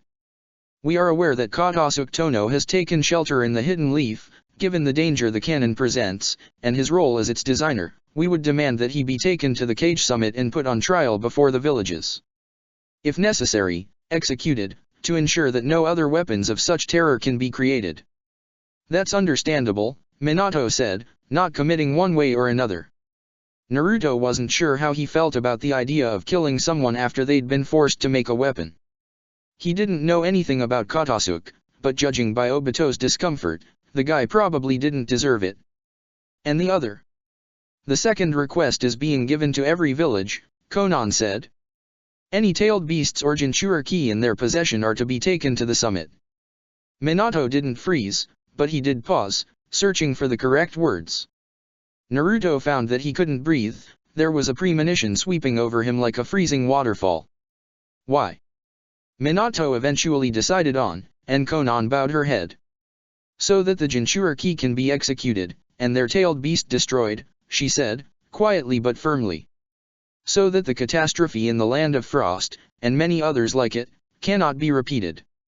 Minato responded with incredible speed, considering they were discussing his wife's, no, Naruto's mom's execution. "Baijuyo cannot be destroyed," he said. "It's been attempted, but it's quite impossible."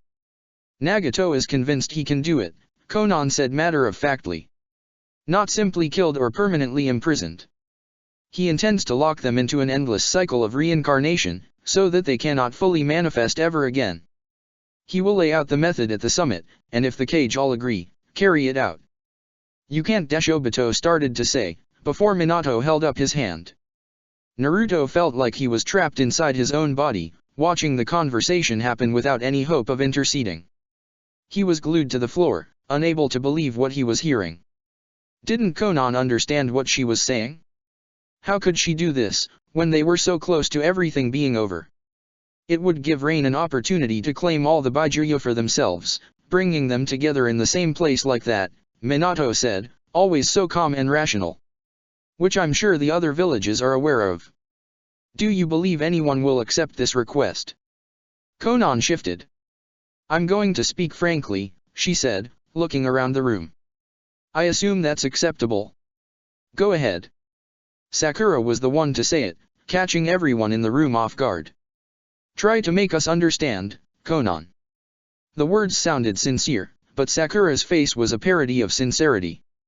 "If we wished to take the tailed beasts by violence," Konan said, "we would do so. This is our attempt at resolving things without further destruction." She leaned back, and Naruto felt himself start to shake. From anger or fear, he couldn't tell. Probably both. "You could not defeat Nagato, Minato. Nor you, Obito. Perhaps the two of you working together could manage it, but I think we are all aware that what has transpired in the past month was a prelude. We are on the cusp of a tremendous war, unlike anything seen in history. She shook her head with a mournful expression. Nagato made this decision while I was in Frost, and I reacted the same way at first. It is a betrayal, it is a hypocrisy. But even when I was denying him, I understood his logic. The nation already possesses a plurality of tailed beasts, the Ichibai, the Nibi, the Nanabi, and now that we have captured Killer Bee, the Haxabi. That caused a stir across the room. The Haxabi's location hadn't been known, as far as Naruto understood, but Nagato had gotten him. It didn't even seem worth questioning. After what they'd seen in the Land of Lightning, nothing seemed impossible for Nagato to accomplish. If we wished to use them purely as weapons of war, Konan continued, it would be well within Nagato's power to do so. He was able to make one Jinchuriki, it would be simple to make more. Naruto couldn't help but carefully watch Sakura at those words. Just like he'd expected, she froze. It might have been mean, but he wished she'd cry instead. The longer she kept herself from confronting it, the worse he knew it was going to be. Konan closed her eyes. We could conduct a traditional war against the other villages, and likely win. But we do not wish to. We want this to end in some sort of conclusion instead of another slaughter. We want to try something instead of spending another decade agonizing in search of a solution. This was the way forward with the least possible deaths. So that's the way it is. Obito said, practically vibrating. You're threatening us with a full-blown war unless we give up Kushina. We're tired of war, Konan said. All of us, everyone in this room. This latest one has barely begun, and we're already exhausted. I understand how personal this request is dash. It's not a request. It's an ultimatum, Obito said, his face twitching, and Konan acquiesced. That's true. It's a threat. Nagato has decided that power such as the tailed beasts should not be in the hand of any village dash. That's rich coming from the guy who shattered Kumagakure by himself dash. Minato laid his hand down flat on the table, and the subtle motion was just as good at getting everyone's attention as if he'd slammed the desk in half. Naruto desperately hoped his father was going to reintroduce sanity to the situation. I think it's a foolish plan, he said mildly. Hashirama's experiment wasn't a failure. Until just months ago, the Baijuyo kept the villages from destroying one another. If they were removed, there would be little preventing total war between the villages, as there was between the clans in the era before. Removing the tailed beasts and the cannon will just give rise to other great weapons like stone's genetic engineering, or sand's toxins and plagues. He locked eyes with Konan, pinning her in place. But that doesn't matter. The consequences do. The cannon will be turned on any village that refuses to attend the summit in good faith. Konan nodded, Minato having somehow read her mind. She did not look ashamed, Naruto thought. If Sakura asked him to do something as insane as Nagato was asking Konan to do, would he stand by her like she was him? And during the summit, it will be kept loaded to prevent any interference, she confirmed. Aimed out at the world, to attack any village that tries to stop it. Oh, I'm sure the samurai will love that, Shikaku said quietly. They won't, Konan said humorlessly. But theirs is the only country that can be believed to be neutral now. The nation's own strategy of allying with minor countries has backfired, in that respect. Konan. Naruto finally found his voice, and the room turned to him. His father's facade cracked for just a second, and he saw his dad was just as torn to pieces as he was. Somehow, that gave him the strength to keep going, desperate to keep his emotions under control. Can't you just, not? None of us are enemies, we've known that from the beginning. And now? I mean, what about few? Can't you and Nagato just use the cannon to keep anyone from fighting, like what Sakura talked about? He looked over to Sakura for support, but she shook her head. That's not what they want, she said, and Konan gave a sorrowful nod. They want to keep anything like Frost from happening ever again. So long as the cannon and the Baijuyu exist, that possibility is there. It's as simple as that, right, Konan? You're right, Sakura, Konan admitted. We were there, we saw what was unleashed on Frost. Something like that cannot ever be allowed to happen again. She leaned forward. The power of the tailed beasts, even when used for benevolent means, cannot be safely managed. Their power is not like a shinobi's, Frost proved that. Sakura laughed, her tone growing more bitter. Sophia has to die because she saved us, she said, and Konan drew back. That's not desh, she started to say, before Sakura cut her down. She's in a terrible place. She was raised all her life to be a weapon, and then she had that connection with the other Jinchuriki in Frost, Sakura said, eyes narrow. She thought that what happened in Frost was her fault. It was easy to convince her she had to die, wasn't it?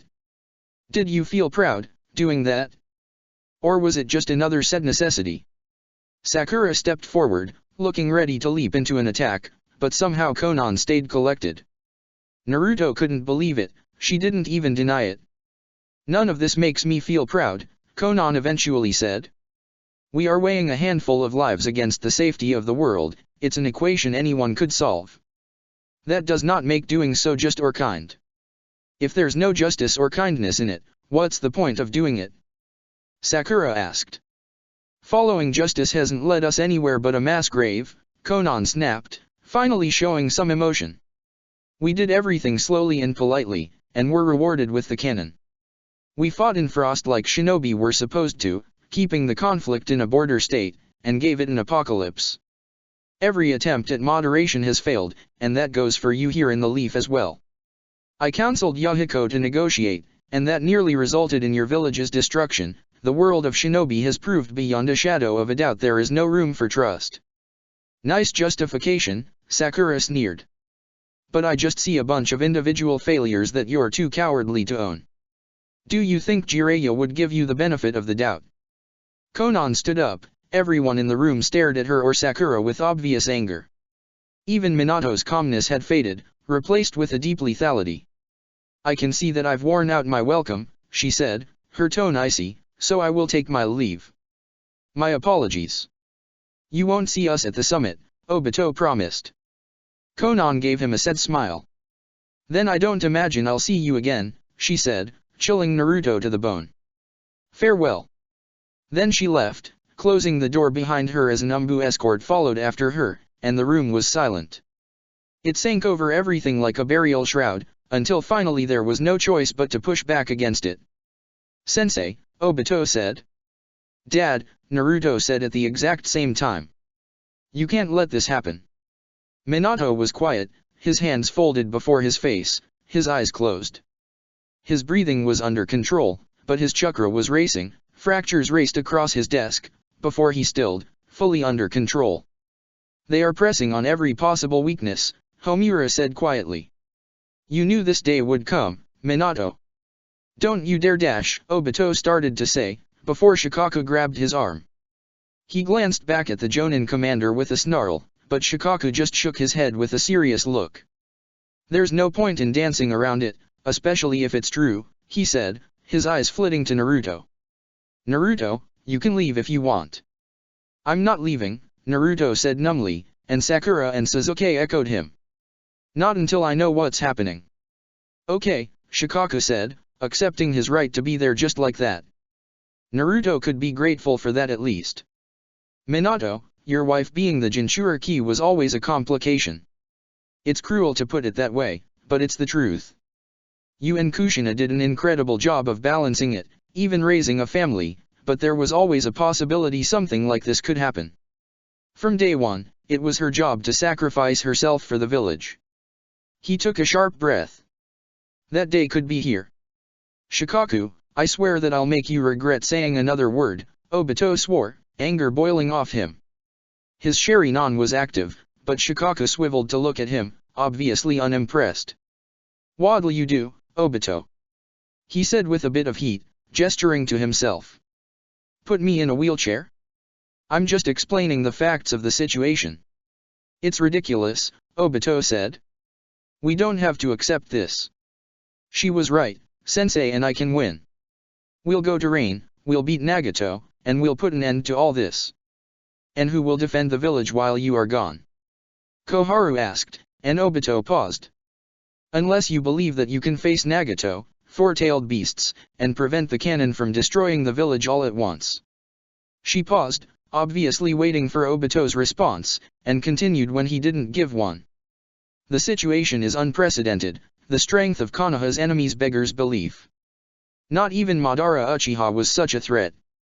Not to mention that Rain has already shown a willingness to obliterate foreign governments. The land of lightning is already descending into warlordism, every suppressed power block and ethnic dispute boiling back to the surface. If we refuse and the government of the land of fire is hunted down and killed, where will the world be left? The continent will descend into anarchy that will make the warring clans era seem like paradise.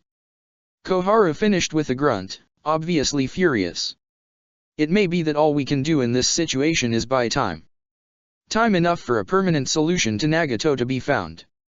If the cannon really is destroyed, at the cost of Kushina. We can't let it happen though, Naruto said, hoping his friends would back him up. Naruto's right, Sasuke said, giving him infinite relief. There has to be something we can do. If we evacuate the village, maybe dash. Rain would understand the meaning of it immediately, Homura said bitterly. Their information network is still intact, even after the invasion, there was no great purge of spies. Evacuating would be a blatant declaration of our intent. So you'll give up Kushina? Sakura said quietly, her voice freezing everyone present. Naruto understood it, in that moment, he was grateful for it. Even though he and Sakura were the same age, and had experienced so many of the same things, there was something in her words that resonated more than his. Maybe it was because she had distance, or could see things clearer than him.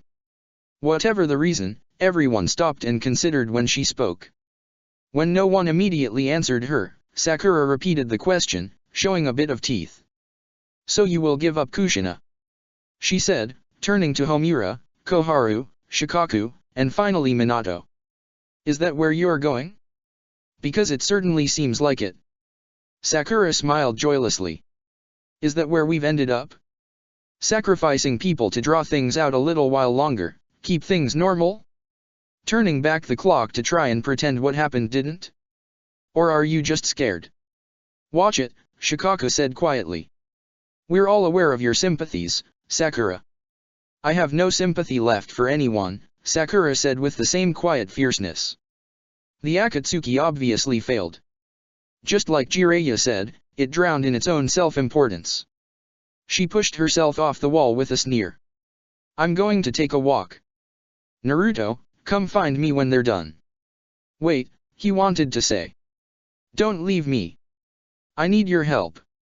But the words wouldn't come out, even when Sakura opened a window and jumped out, and the hole they left in his chest felt like it would eat him alive.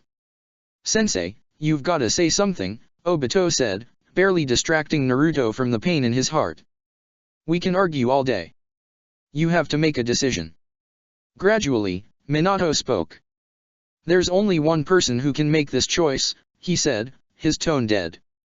And it's not me. He pulled himself up from his desk like a man covered in leaden weights, and everyone else stood at attention as he straightened up. I'll leave it to Kushina, Minato said, looking at Naruto. He couldn't breathe, he could see the truth in his dad's eyes. The Hokage who had stuck by his Nindo that a shinobi was one who sacrifices was trapped by the impossible situation, unable to move forward or step back. She'll be the one to decide. ####. The conversation at the Spiral House had fewer people. Sasuke had stayed with him, and Obito and Shikaku had come along. Koharu and Homura had retreated, perhaps sensing the danger. Naruto sat cross-legged with his eyes closed, trying to control his breathing, as Obito, Shikaku, and his father explained the situation. The whole time, Sasuke had his hand on Naruto's shoulder. It was a stabilizing presence, one that he didn't know how to express his gratitude for. The fact that Sakura had just left gnawed at him.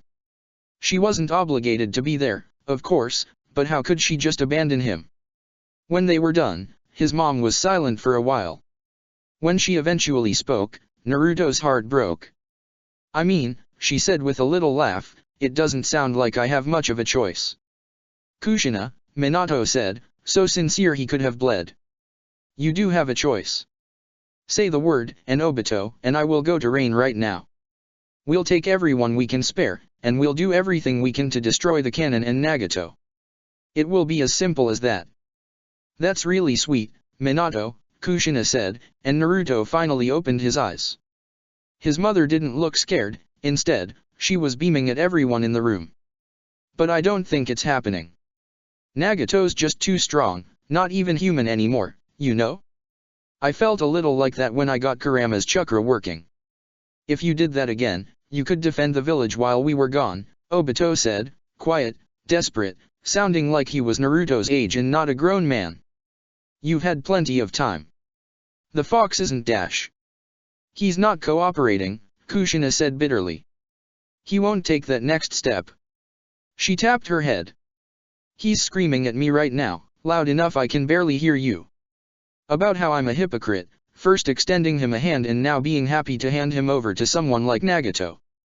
She raised her voice a little, some anger leaking through. But I made the first step. I tried. I've been talking to him every day for weeks, trying to get him to come around, but he's just an asshole. Even now Dash. She shifted, shouting at herself. Even now, when we've got a choice between cooperating and dying, you still won't shut the fuck up. You'd rather win the argument than live. I'm sick of it. Kushina shook, her beaming smile fading for a second. So, I guess I failed. But that's alright. I've succeeded at so much that failing to change something like the nine-tailed fox isn't such a big deal, especially when I made an honest try at it. So if it's my life or the village, well, like I said, I don't have much of a choice. She looked around and noticed Naruto struggling to speak. I think we'd all do the same, right? We'd look for a way out first, like ninja should. And you all have done that, and I'm so grateful for that. But someday, every ninja can be expected to give their life for the village. That's part of the deal, part of the will of fire, burning up, you know? So if the best way to keep the village safe is to go to the summit, I'll go. She was asking him for permission, Naruto realized. His mom had already made her decision, and she was asking him to let her. He grit his teeth, feeling a scream building in his chest. He tried to shut it away. But why was he trying? This was all wrong. He let it all out. I won't let you, he said, and Kushina raised an eyebrow. You won't let me? She asked, obviously amused, and Naruto burst. It doesn't make any fucking sense. He said, bursting to his feet and startling everyone in the room. He was carried away by a freezing tide, speaking from the heart without reservation. That's not what the will of fire is. It's fighting to protect the village, protect your family, not sacrificing it. A shinobi sacrificing is a decision that only they should make. Otherwise, they're just being sacrificed. He saw Obito stiffen, but continued on nonetheless, nothing in the world could stop him now. And that's what's happening here. I don't care if you're a Jinchuriki, or if you were always expected to die, it was stupid then and it's stupid now. It was stupid with few, and it's stupid with you, and with Gaara, and with everyone else that's been stuck with the dem beast just because the villages needed an excuse to not kill each other all the dem time. The power of human sacrifice doesn't mean a fucking thing, especially now when it's just being used to delay shit. It's not even gonna fix the fucking problem. He snarled, jabbing at his mother and father with enough force to hurt his shoulder. You'll burn your family to protect your family. He shouted in a rage. It's wrong. It's not how anything should be. I won't accept it. There's another way, a better way, and I'm going to fucking find it. The room was stunned into silence by his outburst, and Naruto heaved, his heart hammering in his chest as he wished that just screaming loud enough would change everything and make his parents see sense. He knew that he was being crazy, but he didn't care. In that moment, he believed that belief alone would reshape reality. Naruto, Kushina eventually said. She stood up and came to his side, and Naruto started shaking, seeing that her resolve hadn't been broken. She sat next to him, wrapping her arms around him, and he started hyperventilating, unable to stay in control. You're right, she said softly to him. You're right, and I love you for that. But that's not the way things are. The world is not fair, and no one should have to make this choice. She drew him into her chest like a baby, and Naruto was shaking too hard to resist, to push her away. Please understand that everything I've ever been given, my life was like a dream. You and your father, you were a good dream that I never wanted to wake up from. She sniffed, and Naruto couldn't hold back his tears anymore. His throat felt like it was swollen, he was out of words. He started silently weeping as his mother kept speaking to him, whispering so softly that only he could hear. I wanted a child even though it was dangerous, for me and the village, she said. And you've been everything I ever could have wanted, way more than I ever deserved. You've been smart, and kind, dedicated to your friends, filled with love, a great ninja, but more importantly a great man. I wanted to see you grow up, but what I've already got is more than I ever could have expected. You've made me so happy, and so proud, and I don't want to say goodbye to you. She pulled him in even tighter. But this is the best way I can keep you safe. I know you understand that, even if you don't want to. That's a parent's first and most important job, you know. From the second you were born, I knew I'd throw myself in front of anything to protect you. I'm not doing this because I'm a Jinchuriki, that just makes it easier for me. I'm doing it for you. You can't, Naruto sobbed. I don't want you to. I know, Kushina said, and she was finally too emotional to offer more than that. I know. She held him like that for a long time until Obito spoke, his voice thick. Naruto could barely hear them over the sound of his own breathing. I can't accept this, Kushina, he said, and Kushina giggled. I know, Obito. We already had that conversation. Is there anything else we could say? She said, sounding far more at peace than Naruto would like. I've changed since that day, Kushina. I have too. But what I said then is still true. So if you come up with something new, feel free to let me know. If not. She sighed, drawing Naruto into her again. You don't have to accept it, Obito. But I hope you can, for your own sake. His dad wasn't saying anything, Naruto noticed. He'd been quiet this entire time, sitting on the couch with an unreadable expression. Naruto had never been great at reading his father, but now, he was sure that Minato felt that this was his fault. Look, Kushina said, maybe noticing where Naruto's attention was going. We've got a day and some. How about everyone take some time, and we'll meet up again for dinner, okay? I think that would be nice.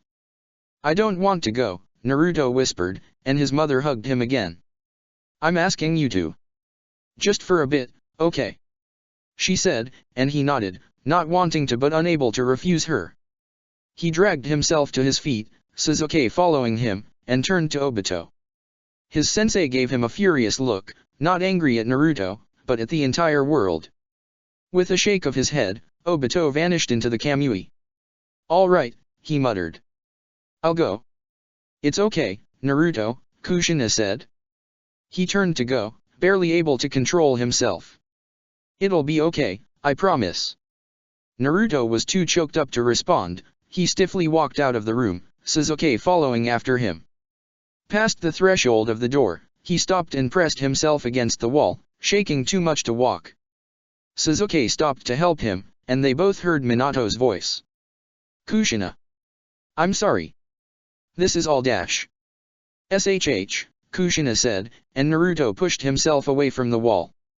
Wait until Naruto's gone. For a second, he wanted to shout and turn back, but he could feel that wasn't what his mom wanted. So Naruto kept going, out the front door and into the streets of Konoha, leaving the white noise home and its chakra-suppressing field behind. Naruto, Sasuke said, stopping him before he wandered into traffic. What should we do? I don't know, Naruto said listlessly, nothing seeming real. I guess I should find Sakura. She told me. Okay, Sasuke said, obviously uncertain. I'm gonna go speak with my mother, she has to know what's going on. Maybe she'll. He couldn't finish the sentence, and Naruto didn't want him to. If he couldn't convince his mom to live, what chance did Mikoto have? Kushina had made up her mind to die for the village, it's what she'd been raised to do from childhood. Against that, there wasn't anything any of them could do. Go, Naruto said, giving Sasuke permission. We'll catch up in a bit. Sasuke left, and Naruto found himself staring up at the sky. It was beautiful and cloudless, blue as far as the eye could see. Horribly pretty for the kind of day it was. He wished it would rain, something torrential and irresistible that would sweep everything away. He felt like he should start screaming again, but he didn't want to freak anyone out, so he stood there shaking and staring for several minutes, trying to make everything make sense again. Sakura, he eventually muttered. Right. He didn't really want to find her, not after she'd left, but there seemed to be nothing better he could do. Naruto backtracked to the Hokage Tower and began searching for her, the familiar rituals of tracking and investigating somewhat soothing to him. His brain turned off as he traced her steps, asking people if they'd seen her whenever he got lost or remembered what was happening and got too distracted to track properly. It took him an hour, but eventually Naruto caught up with her. Sakura was somewhere neither of them had visited too often, the memorial stone out amidst the training grounds. She stood in front of the stone, her arms crossed, eyes tracing over the hundreds of names carved into it as Naruto approached. She acknowledged him with a flick of her eyes, and then looked back to the stone, her face calculating. Naruto stopped at her side, his own gaze drawn to the stone. He knew a lot of names there, he thought. Obito's teammate, Kakashi Hatake, and his brother, Shisui. Sasuke and Koji and Ino's fathers, Hinata's mother, his dad's teammates, the third Hokage, and hundreds more. Kabuto, Suijutsu, and Haku weren't even on it, carved into his and Sasuke and Sakura's hearts instead. When his mom died, wouldn't she end up on the stone too? Would he have to come here if he wanted to talk to her? She decided to go, didn't she? Sakura said. It wasn't a question. Naruto's breath hitched, and he nodded. Figures, Sakura said, somewhere between bitter and resigned. That's what the village trained her to do, I guess. Just like few. If they met, they'd really get along. She considered. Maybe they will, at the summit. Sakura. Naruto breathed out, trying to keep himself steady. You're not helping. She turned to face him, her eyes warm for the first time in what seemed like weeks. Sorry, she said, sounding sincere and looking honest.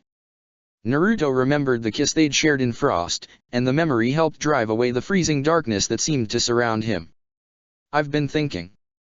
You're always thinking, Naruto said, and Sakura laughed. The sound faded as he crouched down, his arms coming up over his head as he finally succumbed to panic. But I can't think anymore. This is all wrong. Yeah, Sakura said, crouching down to stay level with him. It is. All this is wrong, Naruto repeated, desperate not to start crying again. If he did, he might never stop. I don't know what to do. What should I do? What do you think, Naruto? Sakura asked, and Naruto shook his head. I can't let my mom die, he whispered. Sakura nodded along as he continued. If a shinobi is one who sacrifices, if being a shinobi means sacrificing her, I don't want to be a shinobi at all. Yeah, Sakura said, pressing her forehead to his. She was cool, or maybe he was feverishly warm. Naruto's shaking stopped as he leaned into her, breathing out and feeling a measure of relief. We've tried being shinobi, and it hasn't really worked out, has it? Naruto looked up and found her staring into his eyes from just inches away. His heart sped up as Sakura smiled. Maybe we should try being something else, huh? Sakura, what are you talking about? He muttered, unable to pull back. Her gravity was irresistible, the more she spoke, the more passionate she grew, her words a siren call that drew him past the point of no return. Like I said, I've been thinking. Sakura beamed, the happiest Naruto had seen her since they'd kissed. I'm not going to tell you it's going to be easy, or safe, or sure, Naruto. But it's going to be alright. We can save your mom. Us, and just a couple other people. We can save her and everyone else. What? Naruto said, life crashing back into him. He reached out and took hold of Sakura's shoulder, the both of them nearly stumbling to the ground from his sudden energy. What do you mean? It's really simple when you think about it, Naruto, Sakura said, her breath tickling his cheek. Everything is at the summit, Nagato's doing that to make a statement, but we can use that. She smiled. We'll go rogue, to keep Konoha safe. Just like old times, but for a way better reason. You, me, Suzuki, Mikoto, Obito Sensei, and Itaki. We just need to find him. Once we do, we'll have a team strong enough to oppose even the cage, because we'll have 4 main Jikyo Sharinon in the same place as all the tailed beasts. Your mom will help us, Fear will help us, the others won't have a choice. Naruto was entranced as Sakura continued, not able to tell if she was going insane or not. The cannon will be there, she said, eyes gleaming. All the tailed beasts will be there. Itachi's shadow will be there. We'll be able to take everything we need all at once. It's that simple. Sakura, there's no way dash. There is, Sakura said, quiet but firm. Naruto shut his mouth. We've spent too long going, that's not possible. But Konan was right about one thing. It's time to do something decisive. She smiled, a genuine, joyful smile that Naruto couldn't turn away from. We'll crash the summit. We'll take the cannon. We'll take the tailed beasts. And then, it will be us dictating terms. Sakura stood up, dragging Naruto with her. He let himself be carried to his feet, unwilling and unable to stifle the swell of hope and sudden desperation pushing him up. Not Nagato and Konan. Not the other cage. Not the shinobi system, Sakura said, and lightning fast she planted a kiss on his lips. As Naruto blushed, his entire body tingling, she grinned. Just us. Obito Sensei Chapter 91. Carefully prepares themselves. Early the next day, Rin met Obito at Training Field 13. He'd torn the place to pieces. It was an undignified display of power that had destroyed multiple trees, evaporated a pond, and dug a channel in the earth more than 50 feet deep. It wasn't what shinobi were meant to do. Shinobi were meant to stay in control of their emotions, but Obito had never been good at that. It didn't help that he was starting to think that shinobi weren't all they were cracked up to be. He'd been trained to be a ninja since the day he was born. Being an Uchiha, there had never been anything else for him, even when it had seemed that he had little talent for it when he was young. Now he felt like a rat in a maze, realizing that the cheese being placed in front of him came from things obeying rules beyond his comprehension, knowing nothing of the outside world. It was the same realization he'd had again and again, but rawer and more dangerous than ever. When Rin arrived, his chakra was still crackling around him, pieces of the Susanoo faintly visible. It was laid over him like a glittering orange death mask. Obito, was the first thing she said, approaching cautiously. That hesitation was what finally gave Obito the clarity to breathe out and release his chakra, if not all of his anger. The Susanoo vanished, and he felt petty and stupid for taking his anger out on something as well maintained as a training ground. He should have saved it for what was really responsible. I'm so sorry. It's not your fault, he said, trying to muster up some fire but finding himself empty. He sank into a squat, staring up towards the setting sun and the clouds it painted. Rin sat beside him, putting her hand on his knee. I don't know what to do. There's nothing to do, Rin said, brushing her hand over his leg in calming circles. We're in checkmate. Unless Nagato doesn't have the guts, Obito said, keeping quiet. Unless he doesn't fire the cannon after all. He didn't hesitate in lightning, Rin said, firm but not cruel. He would have killed everyone there. Even if it's Kushina. Sensei won't take that risk. You know that. I know. Obito found himself at a loss for words. Like a child, he refused to accept reality and kept looking for a way out. The village will be furious. Even if Shikaku counseled for it, I can't imagine the Jonin would accept this. A lot has happened already, Rin said, and Obito grunted. It had only been a day, but ninja moved fast in all things, so he couldn't be surprised. There will probably be a vote to remove Sensei after the summit.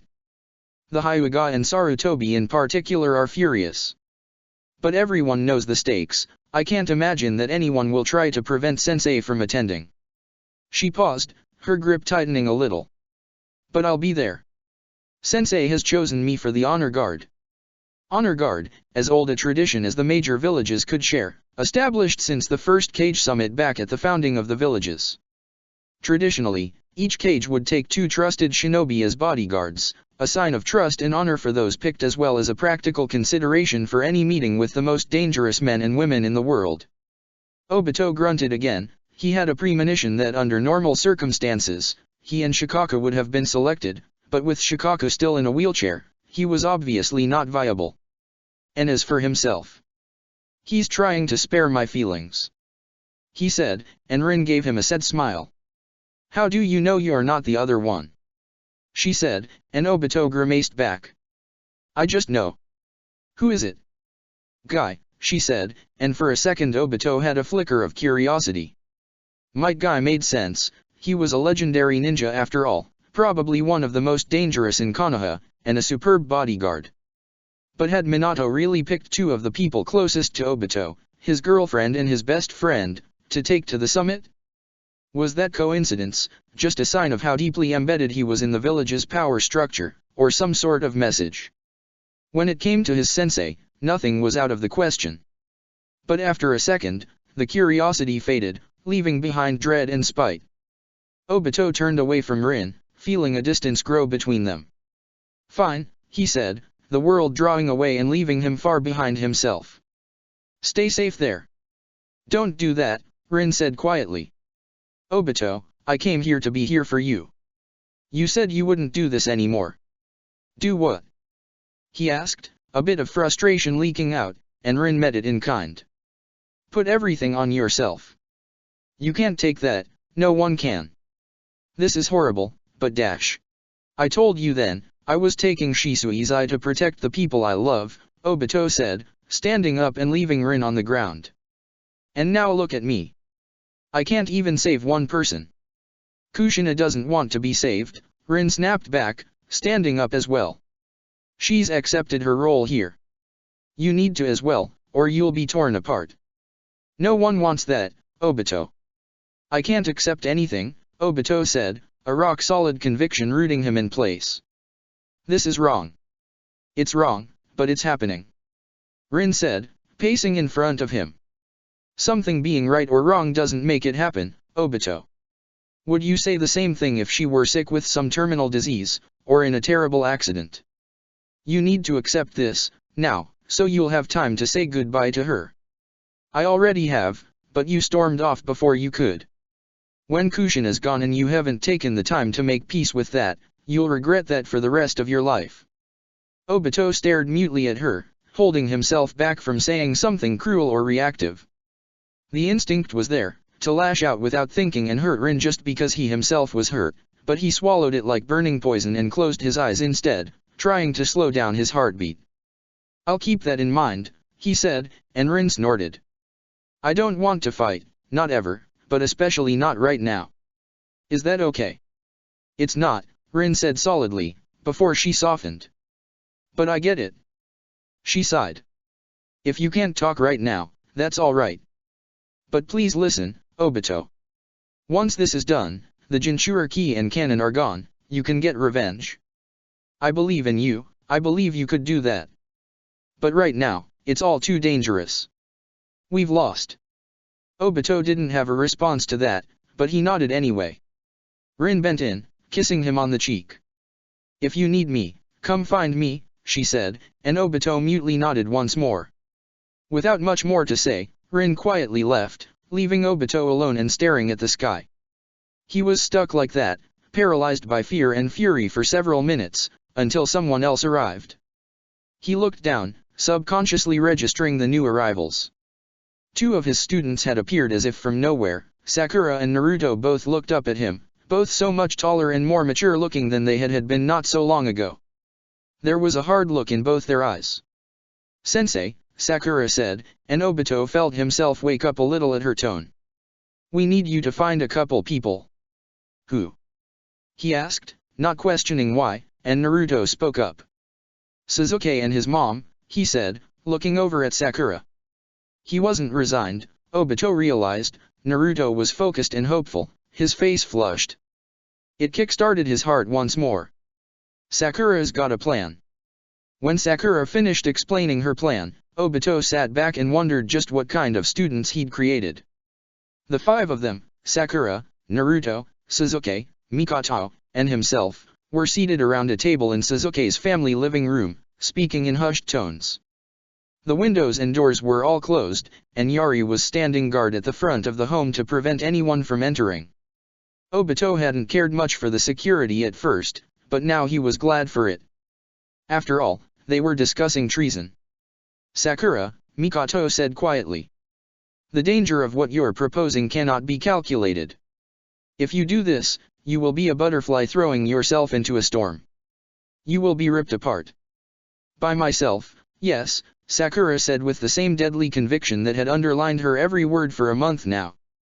"But if it was all of us?" "Well, you're wrong, Mikoto. We would be the storm. All of the cage," Mikoto continued, undeterred. Her son seemed to be digesting everything Sakura had said, the same as Obito, but Mikoto was pushing back. "Their guards, Nagato Uzumaki. All fighting for their own preservation, and so against any intruders that would break the Omekige's rules. If it's true some of the minor villages are being invited, there could be well over 20 of the strongest ninja in the world present. That does not even account for the samurai, who doubtlessly would not take kindly to their fortress being invaded. And if the intrusion is detected, if the cannon is fired, then it is all for nothing, our home will disappear in an instant. It's simply not possible, Sakura." "It's possible," Sakura fiercely argued back. "If you, Sensei, Itachi, and Suzuki take the Jinchuriki, everything flips immediately. Fu and Kushina wouldn't need convincing, I'm sure of it. And the rest, you could handle." "Getting Itachi might actually be simple," Suzuki said. "He asked me to contact him if I wanted to help him collect the tailed beasts, that's basically what we're doing here." He hesitated. "But I don't know if I could control a tailed beast," Suzuki said, and Sakura turned to him. "I've never tried before." "You could," she said with impossible belief. "You're just as strong as your brother, Suzuki, and he managed it multiple times." She looked back to Mikoto. "And your mother thinks the same thing." She didn't list that as one of the reasons the plan could fail. "She's right about that, Suzuki," Mikoto admitted. "In that respect, her plan is not flawed. Bringing together all of the tailed beasts does make them vulnerable to this sort of attack." She paused. "And this is perhaps the best time in history, as deranged as that may sound. Never before has the clan possessed 4 bearers of the main Jikyo Sharinon at once." Well, that wasn't true, Obito thought. It was a bit morbid, but that had been the case on the night of the massacre. Himself, Shisui, Fugaku, and Itachi. If those 4 men had been turned to a purpose, was there anything they would have failed at? And wasn't it the same here? He looked around, not sure if it was hope or delusion taking hold. Mikoto with her Benzaden, Suzuki with the Nikasawame and Kagetsuki, Itachi with the Tsukuyomi and Amaterasu, and himself with the perfected Kamui. It was an unbelievable collection of techniques that could challenge the premier powers of the world, all wielded by superb shinobi. "It's possible," Obito found himself repeating, his brain boiling as everything started slotting together with unbelievable speed, the outline of a plan taking hold immediately. "The problem is inviting Itachi, and so Black Zetsu. It needs the tailed beasts for the infinite Tsukuyomi, which obviously we can't let happen. So we disable Itachi once he's played his part," Sakura said. "Disable him, and kill his shadow." "Suzuki was planning it anyway," she said with a glance, "so nothing changes."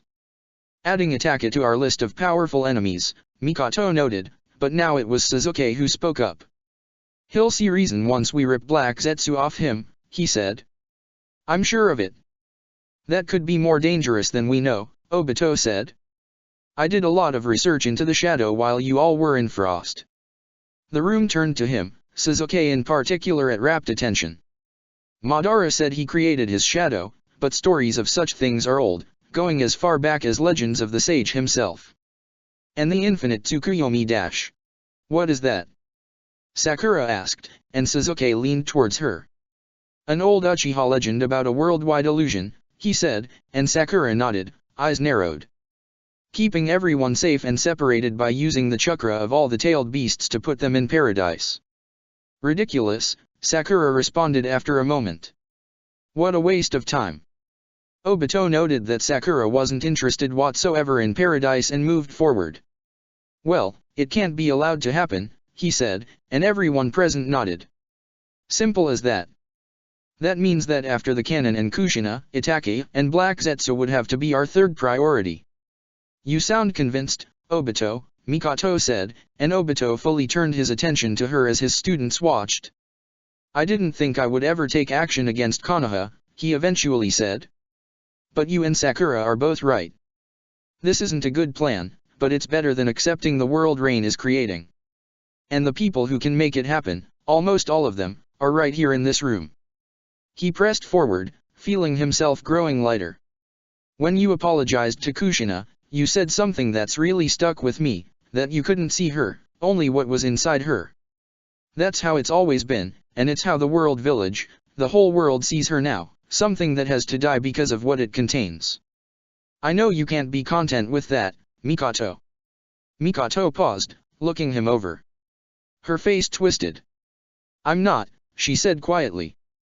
But I'm not like the rest of you, Obito. I already engaged in treason once, and it ended in disaster. She leaned back, straightening up as she traced the burn scars that covered around half her face. My heart is screaming at me to try and save Kushina, to take the opportunity that's being presented here. But I've been deceived by it before. You said that the coup was about taking the opportunity before it passed, Sasuke said, and Mikoto stiffened. This is the same thing. There will never be a chance like this again, mother. Could you live with not taking it? He breathed in, accepting what they were really talking about. If you died pursuing it, would you die with regrets? Mikoto stayed quiet at that, grappling with feelings that Obito couldn't comprehend, before she nodded. I cannot let Kushina march to her death, she declared. Not when I've only just seen her for herself. I'll help you, Sakura. Good, Sakura said, leaving it at that. Then we need to find Itachi immediately. Sasuke, you lost the crow, right? In the explosion in Frost, Sasuke confirmed, and Obito bit his thumb and summoned a toad without a thought. The little creature blinked up at him and spoke in a deep female voice. Scary crowd, it said, as Obito bent forward to give it his orders. Gamaharu, we need to find Itachi Uchiha, he said, and the toad raised a non-existent eyebrow. He needs to know Sasuke needs to speak with him. Finding an S-rank missing ninja. The tracker toad said incredulously. If it were that easy, they wouldn't be called that, would they? You don't need to find him, Obito assured the summon. Only make sure he knows that Sasuke is looking for him. I imagine he's still in the land of frost, lightning, or fire, so your search shouldn't be too far. For real? The toad asked one more time, and Obito firmly nodded. I believe in you, he said, and if the toad could have blushed it would have. Go, quickly. Grab whatever help you need, my chakra can take it. There won't be much time. The toad vanished in a puff of smoke, and Obito sat back, feeling the summons distantly begin to draw on his chakra through the contract. It was a draining sensation, like an open wound on the sole of his foot, but ever since awakening both his eyes he'd felt like his energy was almost bottomless. The intoxicating power of the eternal Mangekyo Sharingan was unbelievable, enough to make him understand how Madara had ended up so arrogant. That's one thing taken care of then, he said, taking it on the faith that the toads would accomplish their mission. Everyone else looked more doubtful, but Obito pressed on nonetheless. In terms of planning the infiltration, we won't know more until we see where the summit is being held. There will doubtlessly be sensors that we'll have to deal with before we can take the Jinchuriki dash. No, Mikoto said, Obito giving her a surprised look. My Benzaiten can handle that. I can dampen my own chakra enough to avoid any sensors, and remove any seals that imprison Kushina. That part of the mission, I can almost accomplish on my own. Her face crinkled in a half-smile as she pressed two fingers to eye. Assuming my eye holds up. Mother, Sasuke started to say, before Mikoto shook her head. Sacrificing my vision for this would be the least loss possible, she said, clearly having already consigned herself to blindness. Sasuke looked uncomfortable, but Mikoto didn't hesitate. The danger makes it almost inevitable. You should be honest with yourself about that as well, Sasuke. Of the four of us, Obito may be the only one walking out with his sight intact. She closed her eyes, nodding. There will likely have to be some decisions to be made. Mikoto, Sakura said, her steely conviction not wavering but something present in her eyes nonetheless. That's not my intention. It's not, but it is reality, Sakura, Mikoto said. Trust me, there won't be a grudge to hold. We all must go in with our eyes open. Sakura hesitated, then nodded. That's true, she said, reaching up to her hitai. Speaking of which dash. She paused, and Obito didn't understand why until a heartbeat later, there was a commotion at the front door. Sakura had heard it before any of the rest of them. He stood up, and Mikoto did as well as someone rushed into the house, passing down the entry hall and slamming open the door to the living room. It was Hinata Hyuga, panting and with ruffled hair. A moment later Yuri appeared, grabbing her by the shoulder and trying to pull her away. Lord Obito, my apologies. Yuri said, unable to dislodge Hinata's iron grip on the door frame. She insisted on intruding dash. Hinata made eye contact with him, and Obito understood in an instant. He sighed, raising a hand. Let her go, Yuri, he said, and she paused, confused, and perhaps a little offended. Lord Obito? She asked, looking to Mikoto. Mikoto nodded, and Hinata was released, stumbling forward a little. If that's your wish. Go back to the front, Obito said, and Yuri bowed stiffly. If anyone else comes, let us know. Don't try to stop them. The guard left without a word, and Hinata fully stepped into the room, looking around uncertainly. Sorry, she said. Obito shrugged. I didn't mean to cause trouble. Too late for that, he said. You were watching us. Hinata shuffled. I was looking for Sasuke, that's all, she said, and Sasuke blushed. I know you asked me not to, but I thought with everything happening. She shook her head. Well, I saw what you were talking about. How much? Sakura asked. Most of it, I think, Hinata admitted. Well, I probably shouldn't have done anything. There's plenty of things we all see that we learn to ignore. She pulled herself up. But I couldn't ignore this. Are you here to stop me, Hinata? Sasuke said, standing up to face her. Because I don't want to dash. No, she said, shaking her head. Sasuke, I'm here to help you. Despite the situation, despite it being the exact opposite thing Hinata should have said, Obito had to smirk. Sasuke's shocked face was just too funny not to. This is why we should have met in Naka Shrine, Mikoto muttered, shaking her head. Hinata kept going, bolstered by some hidden well of courage Obito hadn't known she possessed. I don't know what's right or wrong here, but father is furious. The whole clan is, she said, closing the door behind her. Giving away Naruto's mother could tear the village apart, even if everything seems to be making another path impossible. She gave Naruto a sympathetic look. After Konoha has been the strongest for so long, everything that's happened is driving people to extremes. It must be the same in the other clans, however quiet they're being about it. She looked terrified, but the words kept spilling out of her nonetheless. So if you all are going to try to prevent that, shouldn't you get all the help possible? She hesitated. And I don't want Kushina to die. I don't know her very well, but she's kind, and funny.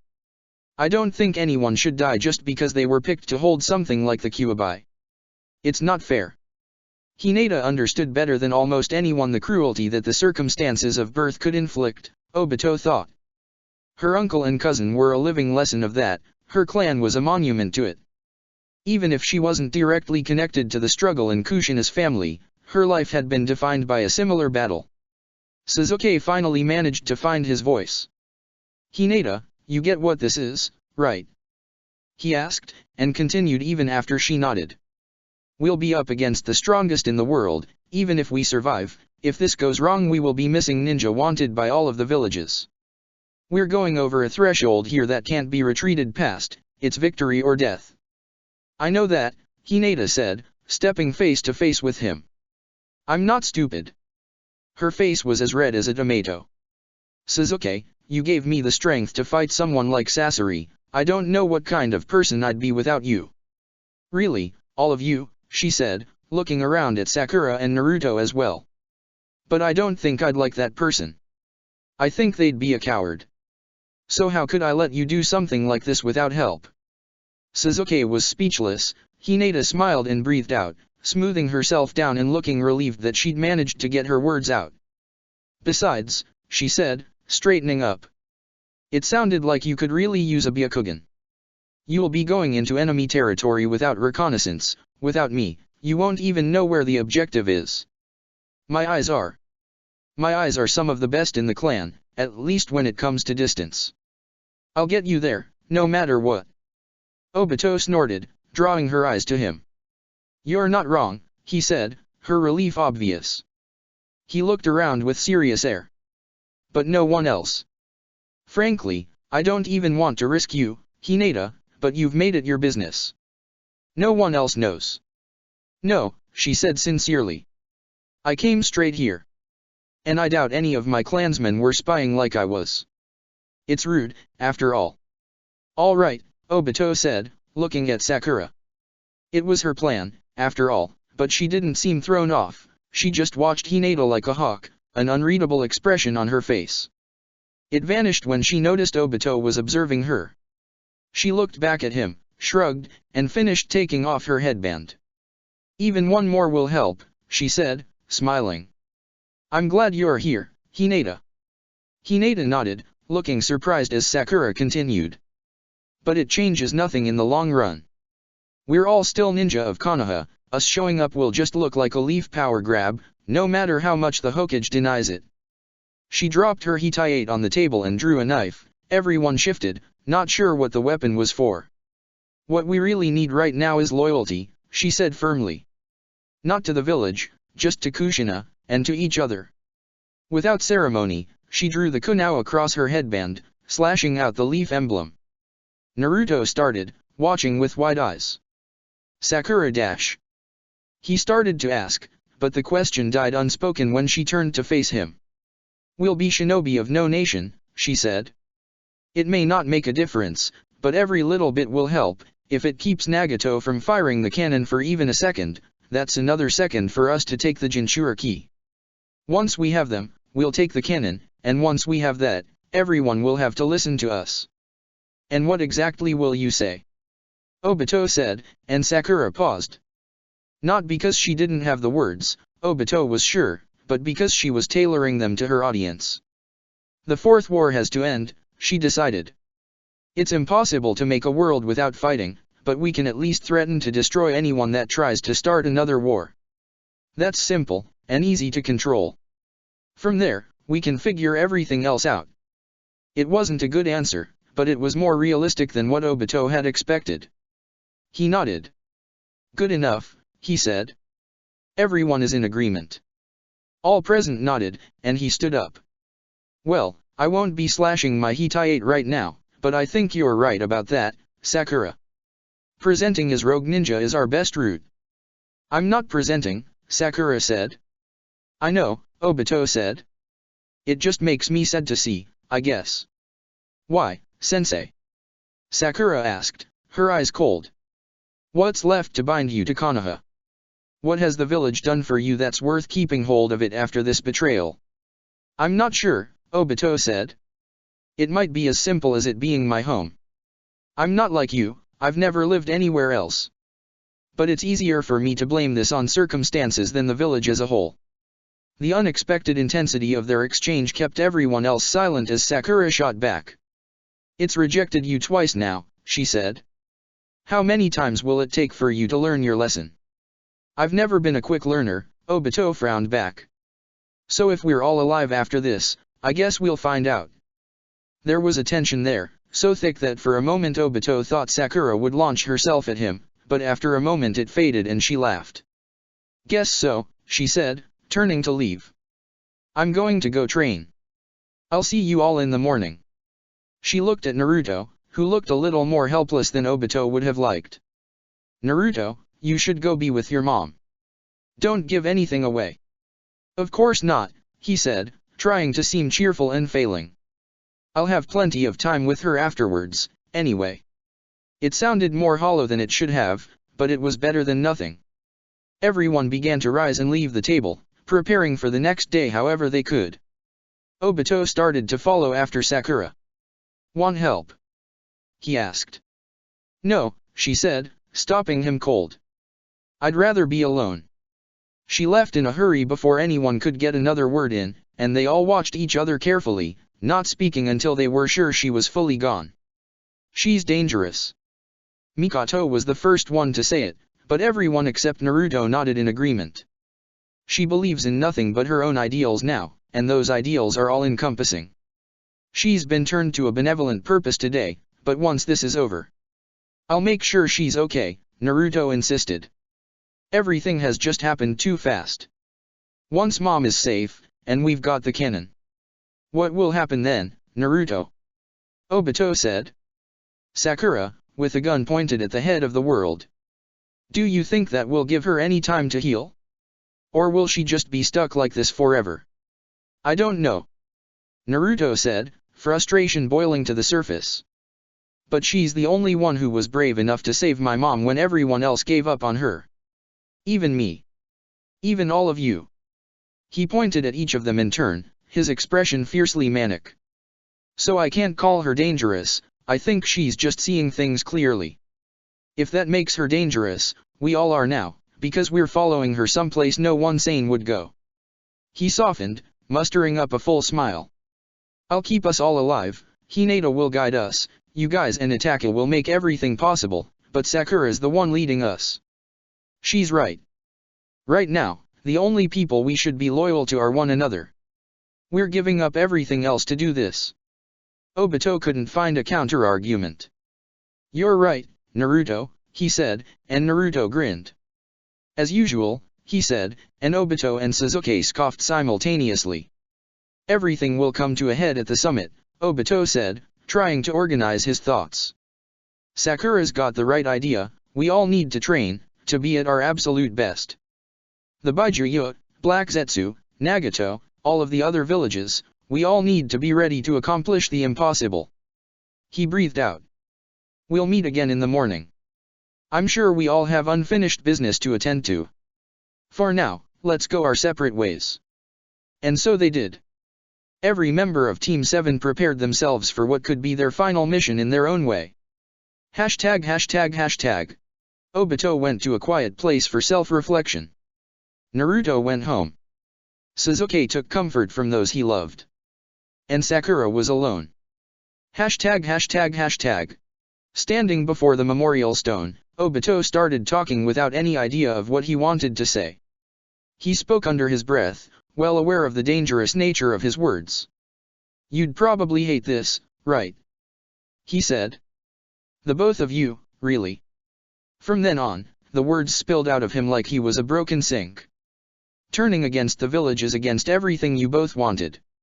I mean, Kakashi, until the day you died you were straight as an arrow, and then the one time you made concessions you ended up dying for it. If you knew that's how things would have turned out, would you still have picked the same path? And Shisui, the clan turned to you for the coup, even though they knew you would never agree. All the sacrifices you both made, and I'm about to spit on them like this. And yet, I don't feel any doubt. Not about that, at least. Even after everything I'm still stuck thinking that I have to do things on my own, but that's just not true anymore.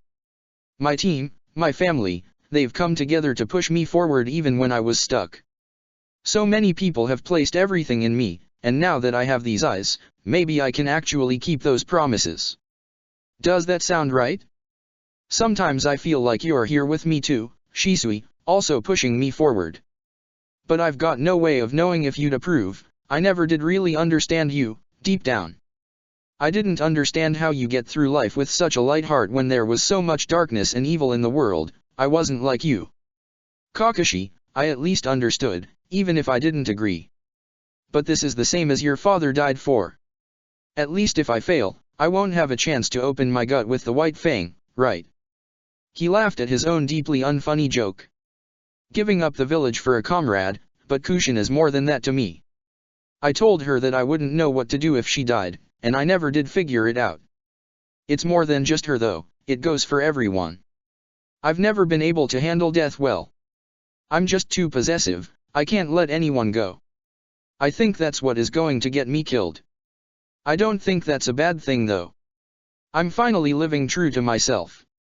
If I'm gonna be the greatest of the Uchiha like you said, Kakashi, I don't think I could get there in any other way. Even if being true to myself means going against the village, at this point it doesn't seem like there's another choice. I don't want to leave either of you behind. I definitely don't want to see everything you died for to be destroyed. It's too selfish of me to be doing this, I know that. But I think at this point, it will be easy for me to stop caring, to only focus on my own desires. Mine, and no one else's. Not yours, not Sensei's, not the village's, not the world's. And hope that everything turns out okay. When Naruto got home, it was very quiet. It only took a minute for him to figure out that his mom wasn't around. Minato was waiting at the kitchen table, his finger tapping on the wood in an incessant beat. Kushin is sleeping, he said. I've sent someone to grab some food, she wants to make dinner. Really?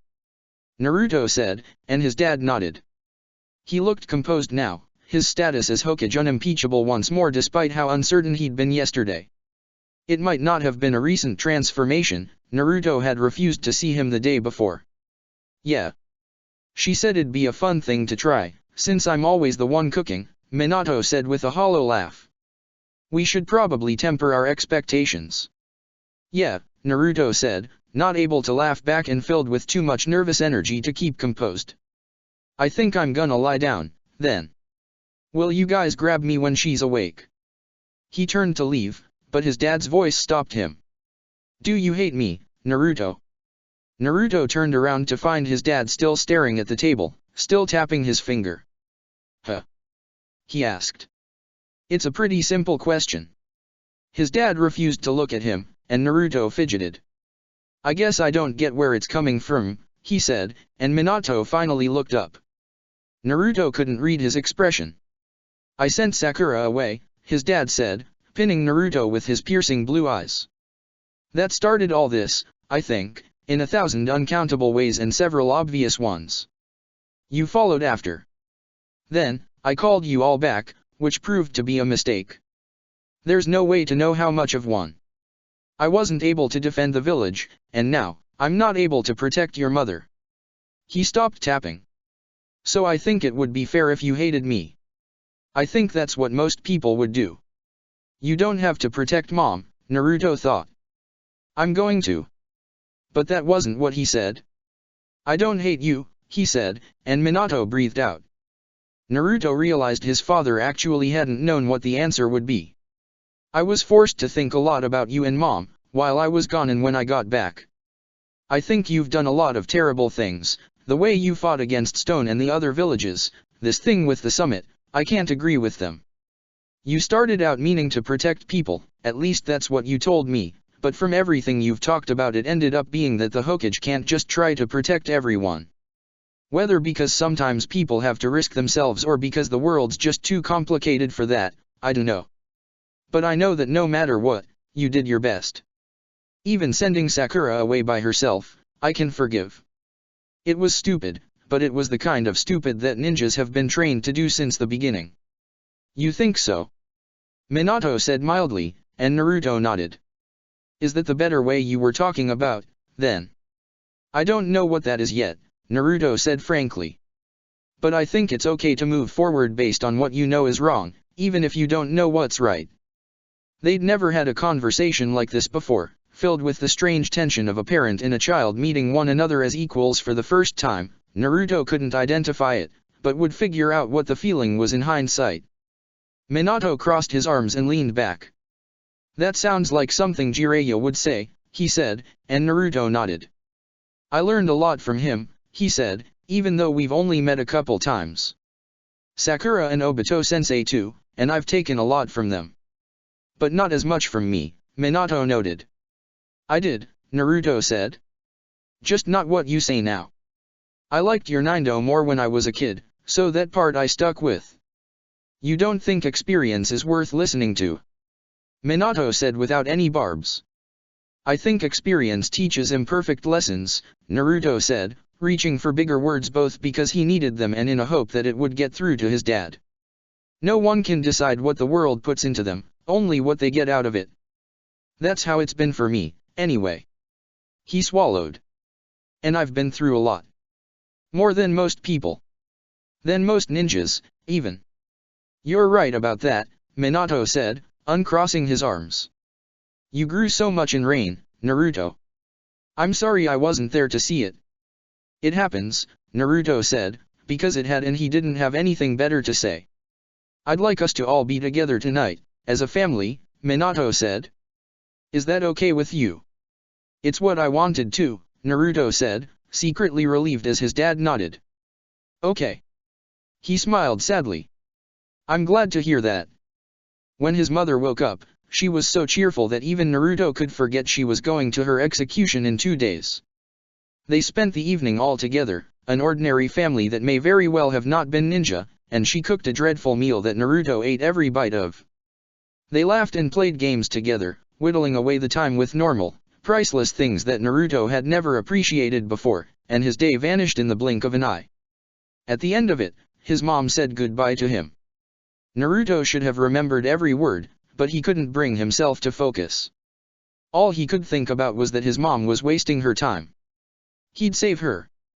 This wouldn't be goodbye. It couldn't go any other way. ####. When Sasuke and his mother were done explaining what Black Zetsu was and where he'd come from, Hinata took some time to think about it. It's alarming, she decided. But I don't think it changes much. If you want me to kill Ataka's shadow, I think I can manage that.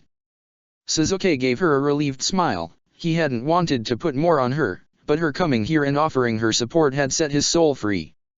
He felt sure that all of them working together could accomplish anything.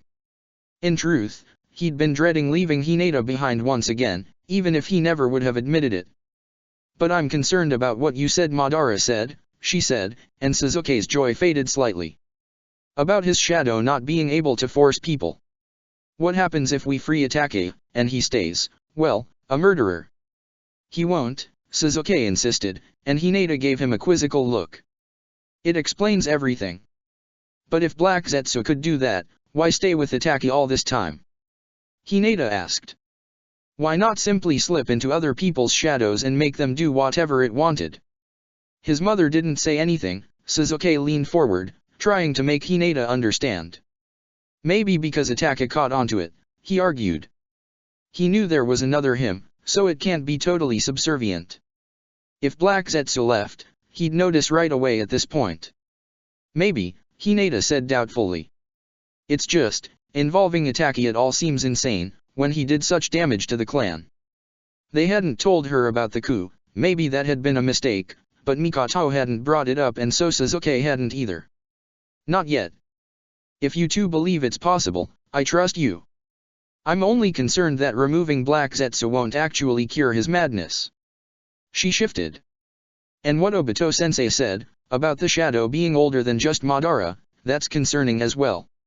Something that old can't have survived by just being lucky. It must have some way of fighting back. We'll handle it, Sasuke promised. Especially if you're helping, Hinata. It will be fine. She smiled at him, and he felt himself blush. It sent off a mirrored reaction in her. Well, I don't know about that. I think what we're doing might end up being stupid. She looked down, trying to hide her expression. But I already said plenty about that. You should return to your clan, Hinata, Mikoto said. Before anyone comes looking for you. Think about what we've told you, and make sure your resolve is iron. I will, Hinata said, and then before she could lose her nerve she took Sasuke's hand. He grinned at her, and she smiled back, before squeezing it and leaving without another word. He and his mother watched her go, Sasuke's heart beating out of his chest. She's very cute, his mother said, and Sasuke blinked. Mikoto had a thoughtful expression, her head tilted as she smiled over at him. After his growth spurt, they were near the same height. I don't believe there's ever been a union of Hyuga and Uchiha in history. I wonder if her family would allow it. Mother, Sasuke said, choking. I'm begging you to never say that again. So self-conscious, she said with a teasing smile, poking at his cheek. Don't worry, you're both far too young for that. Stop, Suzuki pleaded, and Mikoto laughed. We should prepare, she said, suddenly serious. It's been some time since we sparred. Do you have any interest? Some, he admitted. You're up to it. I would not offer if I were not, she said flatly. They left together, a shared goal in mind for the first time in years. Even if Hinata was right to be cautious, Itaka's salvation was within sight. ####. Sakura trained long into the night. She was pushing herself too far. She knew that.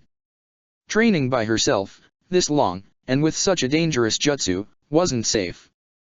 If she messed up, she could die instantly. If she collapsed of chakra exhaustion, no one might find her till morning. But she didn't make any mistakes. She refined the technique again and again, soaring higher than she ever had before, until she was sure she could cut down anyone who faced her. Even a cage. She was so focused that she didn't realize people were approaching until they were close behind her. She didn't detect them with any of her senses, rather, she just suddenly understood that she was flanked. Sakura turned around, not sure who would have sought her out at this midnight hour when everything was cloaked in darkness, and registered a dull surprise at both arrivals. Ino, looking worried and angry, and her father Kaizushi just looking worried. Sakura, what the hell are you doing? Were the first words out of Ino's mouth. Sakura straightened up, her hands rubbed raw from her chakra as water dripped down her front. She was soaked from head to toe.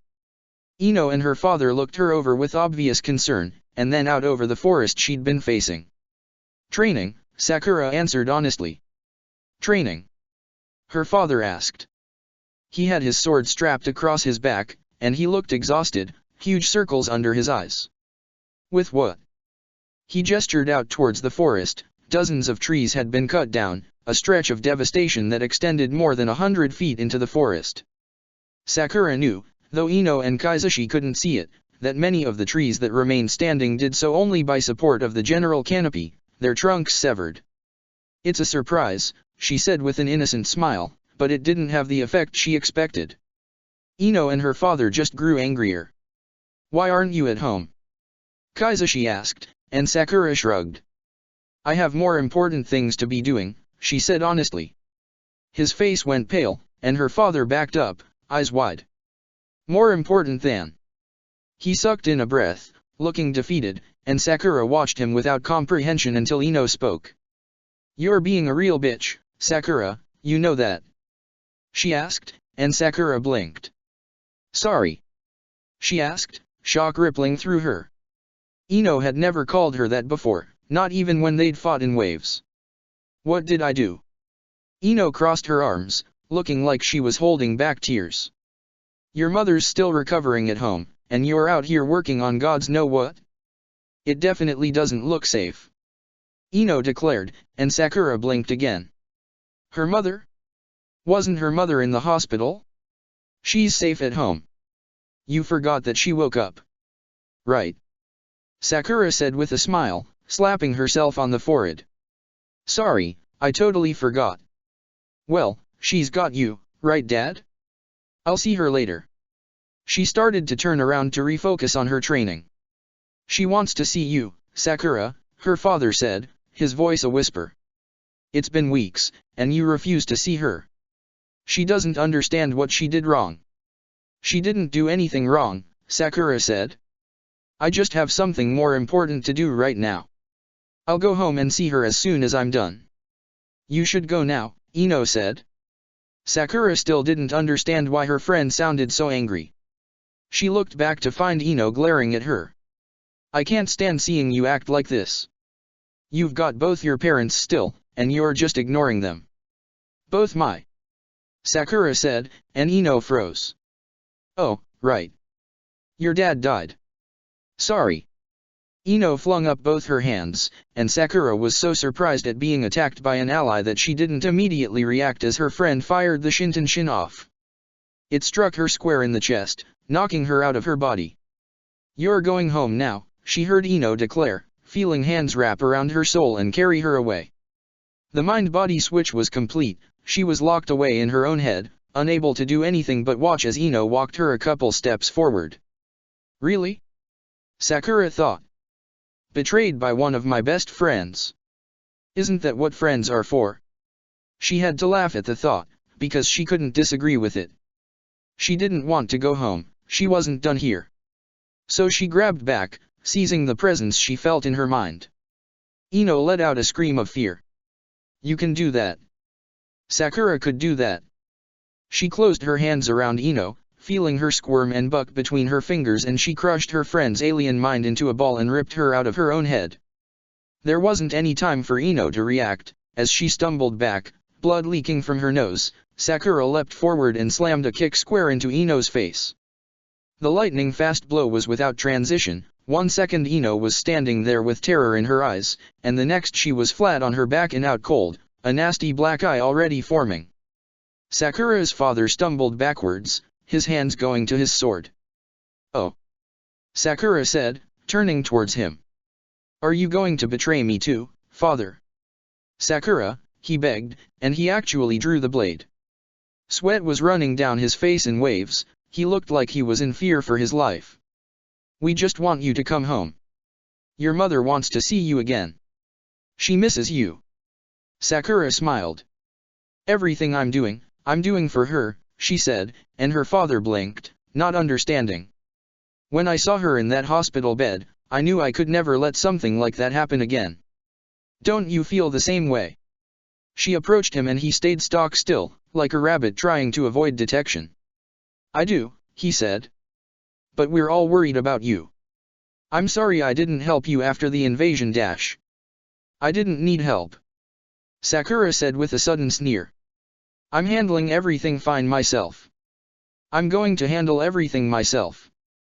Her father stood there trembling, and Sakura felt her sneer widen, like it would split her face. A malefic grin that went all the way back to her ears. Were you always this pathetic, and I just never noticed? She said, and Kaizashi stiffened. Crying out here for your daughter now that she's independent from you? Holding that sword like you could do something with it. She stepped forward again, fully into his range. Come on. Hit me. Try it. I'm not going to hit you, he said, fear plain in his voice, and Sakura scoffed. You couldn't. I want you to try, she said, trying to make her scorn obvious. I don't need you, father. I'm stronger than you. How else would you want me to prove it? Kaizashi shook his head, and Sakura continued, spilling out every dark thought she'd ever let spoil at the back of her mind. You and Mom were happy to ignore me when I was just a normal ninja. But now that I'm exceptional, you're trying to drag me back. You did the same with Gaara and the exam, remember? Oh, we're just worried about you, Sakura. She spat, her face twitching. It's disgusting. And now that I'm better than anything the both of you ever wanted for me, all you can do is stand there looking like you're going to piss yourself. Doesn't it make you feel ashamed? A grown man, terrified of his daughter? Are you even a human being? Kaizashi moved, just a twitch as he sucked in a breath, maybe to attack her, maybe not. Sakura didn't care. She rushed forward in the same breath, seizing his hand and twisting it behind his back, smashing the back of his knee and buckling him in half. In just a heartbeat he was in a submission hold, helpless and beneath her. Sakura dash. Kaizashi said, struggling back, but he couldn't move a muscle. It was like Sakura had said, she was stronger than him, overwhelmingly so. Even though his body was larger and better developed than hers, her chakra was so intense that her muscles overpowered his without a contest. When exactly had that happened? The thought flitted away like a moth lost in darkness, and Sakura refocused. She kicked her father to the ground, flinging his sword away into the forest. I'll see you when I want to, and mother too, she said, sneering down at him. Kaizashi lay in the mud of the training field, his whole body shaking. Sakura couldn't see his face, and didn't care to. I'm going to keep training. Don't follow me. Next time, I'll actually hurt you. She strode off into the darkness to continue her training, leaving behind an unconscious Ino and her weeping father, and did not see them again before she left for the cage summit. Obito Sensei Chapter 92 faces their destiny head-on. Being a cage is a difficult job. Put aside the traditional worries of leadership, the defense of their village, the paperwork, the work-life balance, everything that comes with any position with important responsibilities. Those aren't what make the position of any cage uniquely difficult. Each cage is someone who carries the weight of the entire world on their shoulders in a very literal way. Even their minor decisions can affect the course of history, and all of them are aware of it. Today, all of the cage will be coming together to create a new history, as each cage summit before them has. There have only been two before. The first resulted in the distribution of the Baijuyu and the true codification of the system of hidden villages, and the second transformed the Second World War into the third, ensuring that its dreadful toll would be felt even in generations too young to fight, those that the villages had been founded in the first place to protect. Here now are each of the cage, who set out early in the day to come together in the Land of Iron, one of the last countries in the world that abhors shinobi. Here now is what they carry there. First, the Nation of Rain, those who have set this final event into motion. Iconoclasts at heart, but they have been humbled and embittered by a world that has rejected their message in attempts at peace, even if some were less sincere than others, and old friends that have betrayed them. Unusual among all the other villages in that two Omekage are attending, Konan and Nagato Uzumaki. The world sees Nagato as the leading cage with Konan as his attendant. The true relationship is more complicated. Konan is tired. She has taken the burden of being a Megakure's face onto herself, leaving what she considers the more important work to Nagato. Their relationship has always been in flux, with Nagato at many times seeming the junior partner in the triumvirate despite his godly might. But today, Nagato is the vanguard, and Konan is grateful for it. Exhausted by betrayal and death, she is for now content to follow his lead, to trust in his vision, and to defend him with her life. She is simultaneously leader, bodyguard, and conscience, because Konan knows better than anyone that Nagato still hasn't been pushed to the end of his rope, that he is still holding on to some reserve of hesitation, a reserve that has allowed the summit to be called at all. She considers her purpose right now to defend that hesitation, to keep Nagato no matter how determined he's become to shed what he considers weakness and be born anew. Nagato is determined. Determined to thread the needle, determined to walk the path of least malice, determined to destroy and create in the same breath. He cannot consider failure because the number of avenues for it are overwhelming. He must prevent the atrocities of this war from being repeated, even if he must commit atrocities himself. The paradox, the hypocrisy of the determination is well apparent to him, but he has accepted it. Better to act and regret than to be paralyzed by fear, he has determined. Do not let perfect be the enemy of good. Accomplish something, and from that base build something better. He's not sure how far that resolve will be pushed. Secretly, he hopes it is not. The Omekage have selected two of the less experienced but more powerful shinobi of Omegakure as their honor guard, Karen Uzumaki, and a young boy, Yugo. Karen is a practical choice in every respect. She is a powerful sensor that can pinpoint ninja from miles away. With her watching over the summit, there will be no surprises. In addition, her recent mastery of the adamantine chains means that any Jinchuriki that attempts to escape will be met by a natural enemy. Yugo is a more sympathetic choice. The boy is from a cursed bloodline, one that can naturally absorb natural energy to undergo all manner of grotesque transformations. Yugo is immature, and his chakra is tremendously difficult for him to control without a calming influence nearby. For much of his life, that has been Kimimaro Kagaya, but Kimimaro is dead. Right now, Nagato is the only person in the world that can prevent Yugo from falling into a bloody rage. All four of the Rain Ninja believe in the justice of their cause, even if each also harbors private doubts. The Jinchuriki will be seen as heroes whose sacrifice helped create an era of peace, they think. 9 lives against what Rain has suffered, what the Leaf has suffered, what Frost has suffered, is nothing. Even if one of the 9 is Naruto's mother, 3 of them believe it's a price that everyone will accept. The Omekage and their escort carry 4 Jinchuriki with them, Fu, Gaara of the Desert, Ujito Nii, and Killer Bee. They also carry the cannon, which floats high above in the grip of Nagato's wool. Gaara of the Desert, Ujito Nii, and Killer Bee are in a deep trance, the geese of the Rinnegan laid over them. They walk purposefully, their Baijuyu equally helpless before their father's eyes. Fia goes of her own accord. Her heart is tormented. She doesn't want to die, she hasn't had a chance to say goodbye to her friends. Naruto, Sasuke, and Sakura are a torch within her, telling her that she deserves to live. But Fia can't believe it, not even with Komei agreeing with them, and the idea of anything like the calamity in Frost happening again is too terrible for her to comprehend. It hadn't been any of their intention, but she was still partially responsible for it nonetheless. Consequences mattered, not intentions. If she has to die to prevent that from happening again, well, that sounds about right to Fia. That Komei has to die too is something she is still grappling with, but she's running out time. Better think fast. Second, the Hidden Sand, a village that has stumbled along without much voice of its own. Yondaime Kazekage Raza of the desert is coming, filled with rage in a sense that he is owed more than he deserves. He has long accepted losing Gaara. At this point, he is almost glad for it. Immersed in hatred, he blames his youngest son for his wife's death, for every misfortune the Hidden Sand has suffered for the last decade, despite so many of them being self-inflicted wounds. Had Raza not torn away those he loved in pursuit of power, he might be a kinder and more worthy man, but he has isolated himself, and his village knows it. He has selected Kankuro and Temari as his honor guard for two reasons. He does not trust many of his higher-ranked jonin, who have begun grumbling treasonous thoughts when they think no one is listening after all the humiliations Sand has suffered in the last year, and he wants his children to watch Gaara die. When Gaara is dead, Raza thinks his surviving children will understand the world better. Death will make them superior shinobi. That's how it has been for centuries. Temari and Kankuro aren't so sure about that. They aren't sure of anything anymore. They will follow their father until they are able to decide where they truly want to be.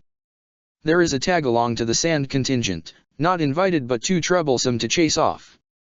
She is an ancient shinobi named Cho, endearingly referred to by the village as soon as honored grandmother.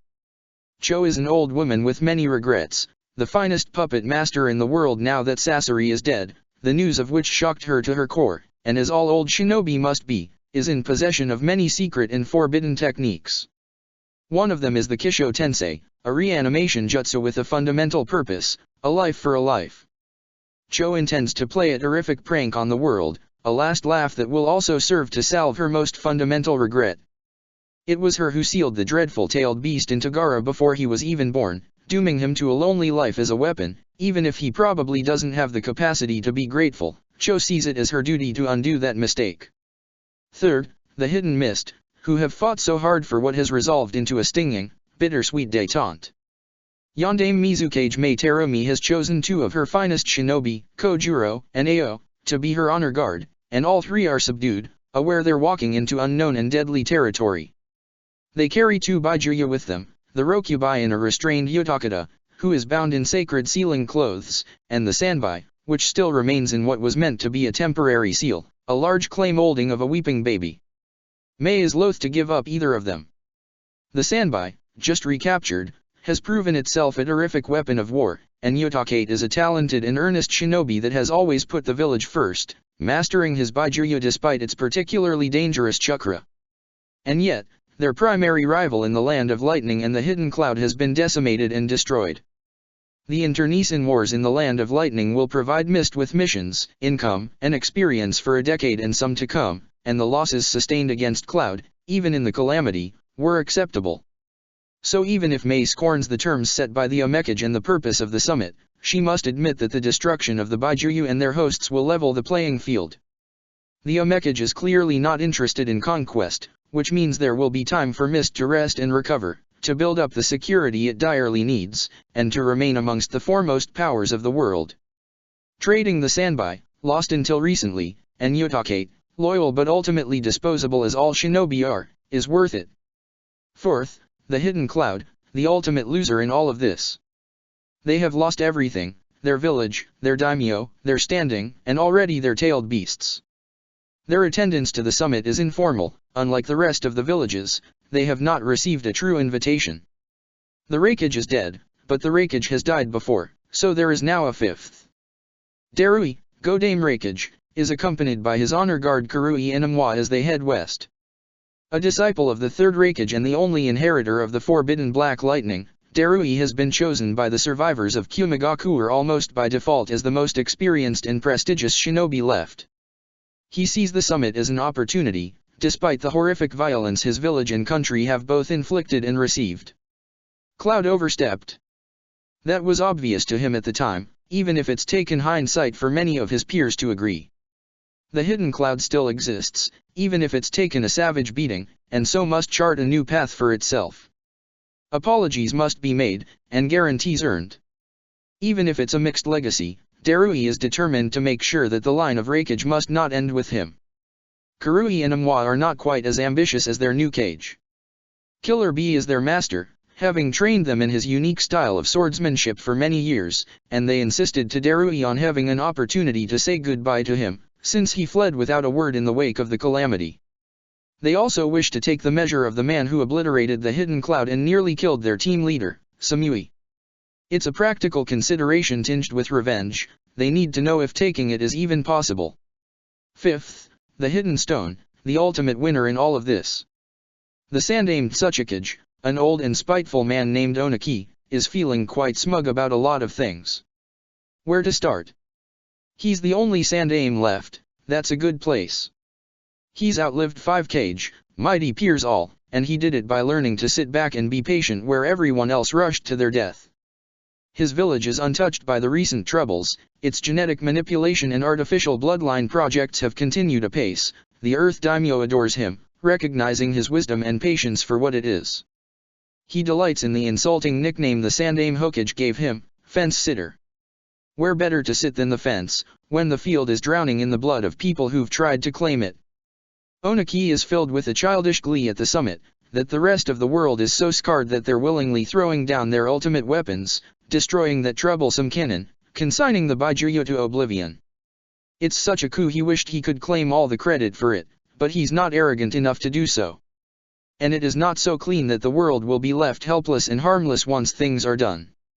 Minato Namikaze and Obito Uchiha and Nagato Uzumaki will still be out there, dangers abound, as ever. But still, giving up 2 ninja and their Baijuyu in exchange for leaving Stone the unmistaken victor through inaction? Could there be any other decision? Both of his honor guard are women, breaking the coincidental balance of men and women among the other Cage. The first is his treasured granddaughter, Kuratsuki. Strong as she is headstrong, Onaki has been grooming Kuratsuki as his replacement for nearly a decade, and meeting all of the Cage will be an important lesson for her. She makes jokes and jabs at him and her companion as they travel, carrying the Jinchura Kirashi and Han behind them in prisons of hardened lava as they weightlessly soar through the sky. Her companion takes the jokes rather humorlessly and frequently bickers back, which Onaki derives amusement from as only an old man can. She is Yui Tono, an elite jonin entrusted with one of Stone's experimental swords, the children blessed with artificial bloodlines. Yui was not Onaki's first choice, but when she approached him, he found he couldn't turn her down. "I want to be there when the Hokage's wife dies," she'd said. Onaki had nearly thrown out his back laughing. How could he refuse something like that? If anyone deserved to see Minato Namikaze in the depths of despair, it was certainly one of the only survivors of his curse, and so in a fit of whimsy Onaki had given her permission to come. To tell the truth, he's looking forward to seeing the Hokage humbled as well. So young and cocky, with so much blood staining his hands, it will be good to see Minato tumble down to earth as he's forced to put his wife on the chopping block. The height of idiocy from such an intelligent man, really, to marry a Jinchuriki. Fence sitting, Onaki thinks, has never been so profitable. Sixth and final among the villages, the Hidden Leaf. The Yondaime Hokage Minato Namikaze, and his honor guard, his beloved student Rin Nohara, and the infamous Green Beast Might Guy. Kushina Uzumaki is carried by the two of them in a mockery of a palanquin, a box covered in powerful seals devised by Minato himself. Within, she is wrapped in even more. With her own seal shattered, the containment of the Kyuubi has been taken with utmost seriousness. Katasuke Tono is being dragged along too, sedated and carried by Might Guy.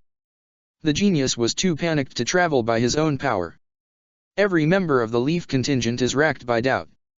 Rin, not sure where she has been left with Obito, if he will accept her role in all this. Guy, feeling just the same, though neither of them see another option. Minato doesn't have those doubts. He knows that Obito and Naruto will never forgive him. Nevertheless, he's trapped by the circumstances. The logic of everything is clear. Worse yet, Kushina's heart is unburdened. She's let go and is ready to sacrifice herself for the village, like she always was supposed to. Minato cannot focus on that. The village comes first, always. A single life, even his wife's life, cannot be traded against the weight of the cannon, of the thread of Nagato Uzumaki and it combined. Maybe even after all this pain and the hatred it will create, common ground can be found again. That's not impossible. Minato cannot focus on that. Because would he even want to? He doesn't think he's that man anymore.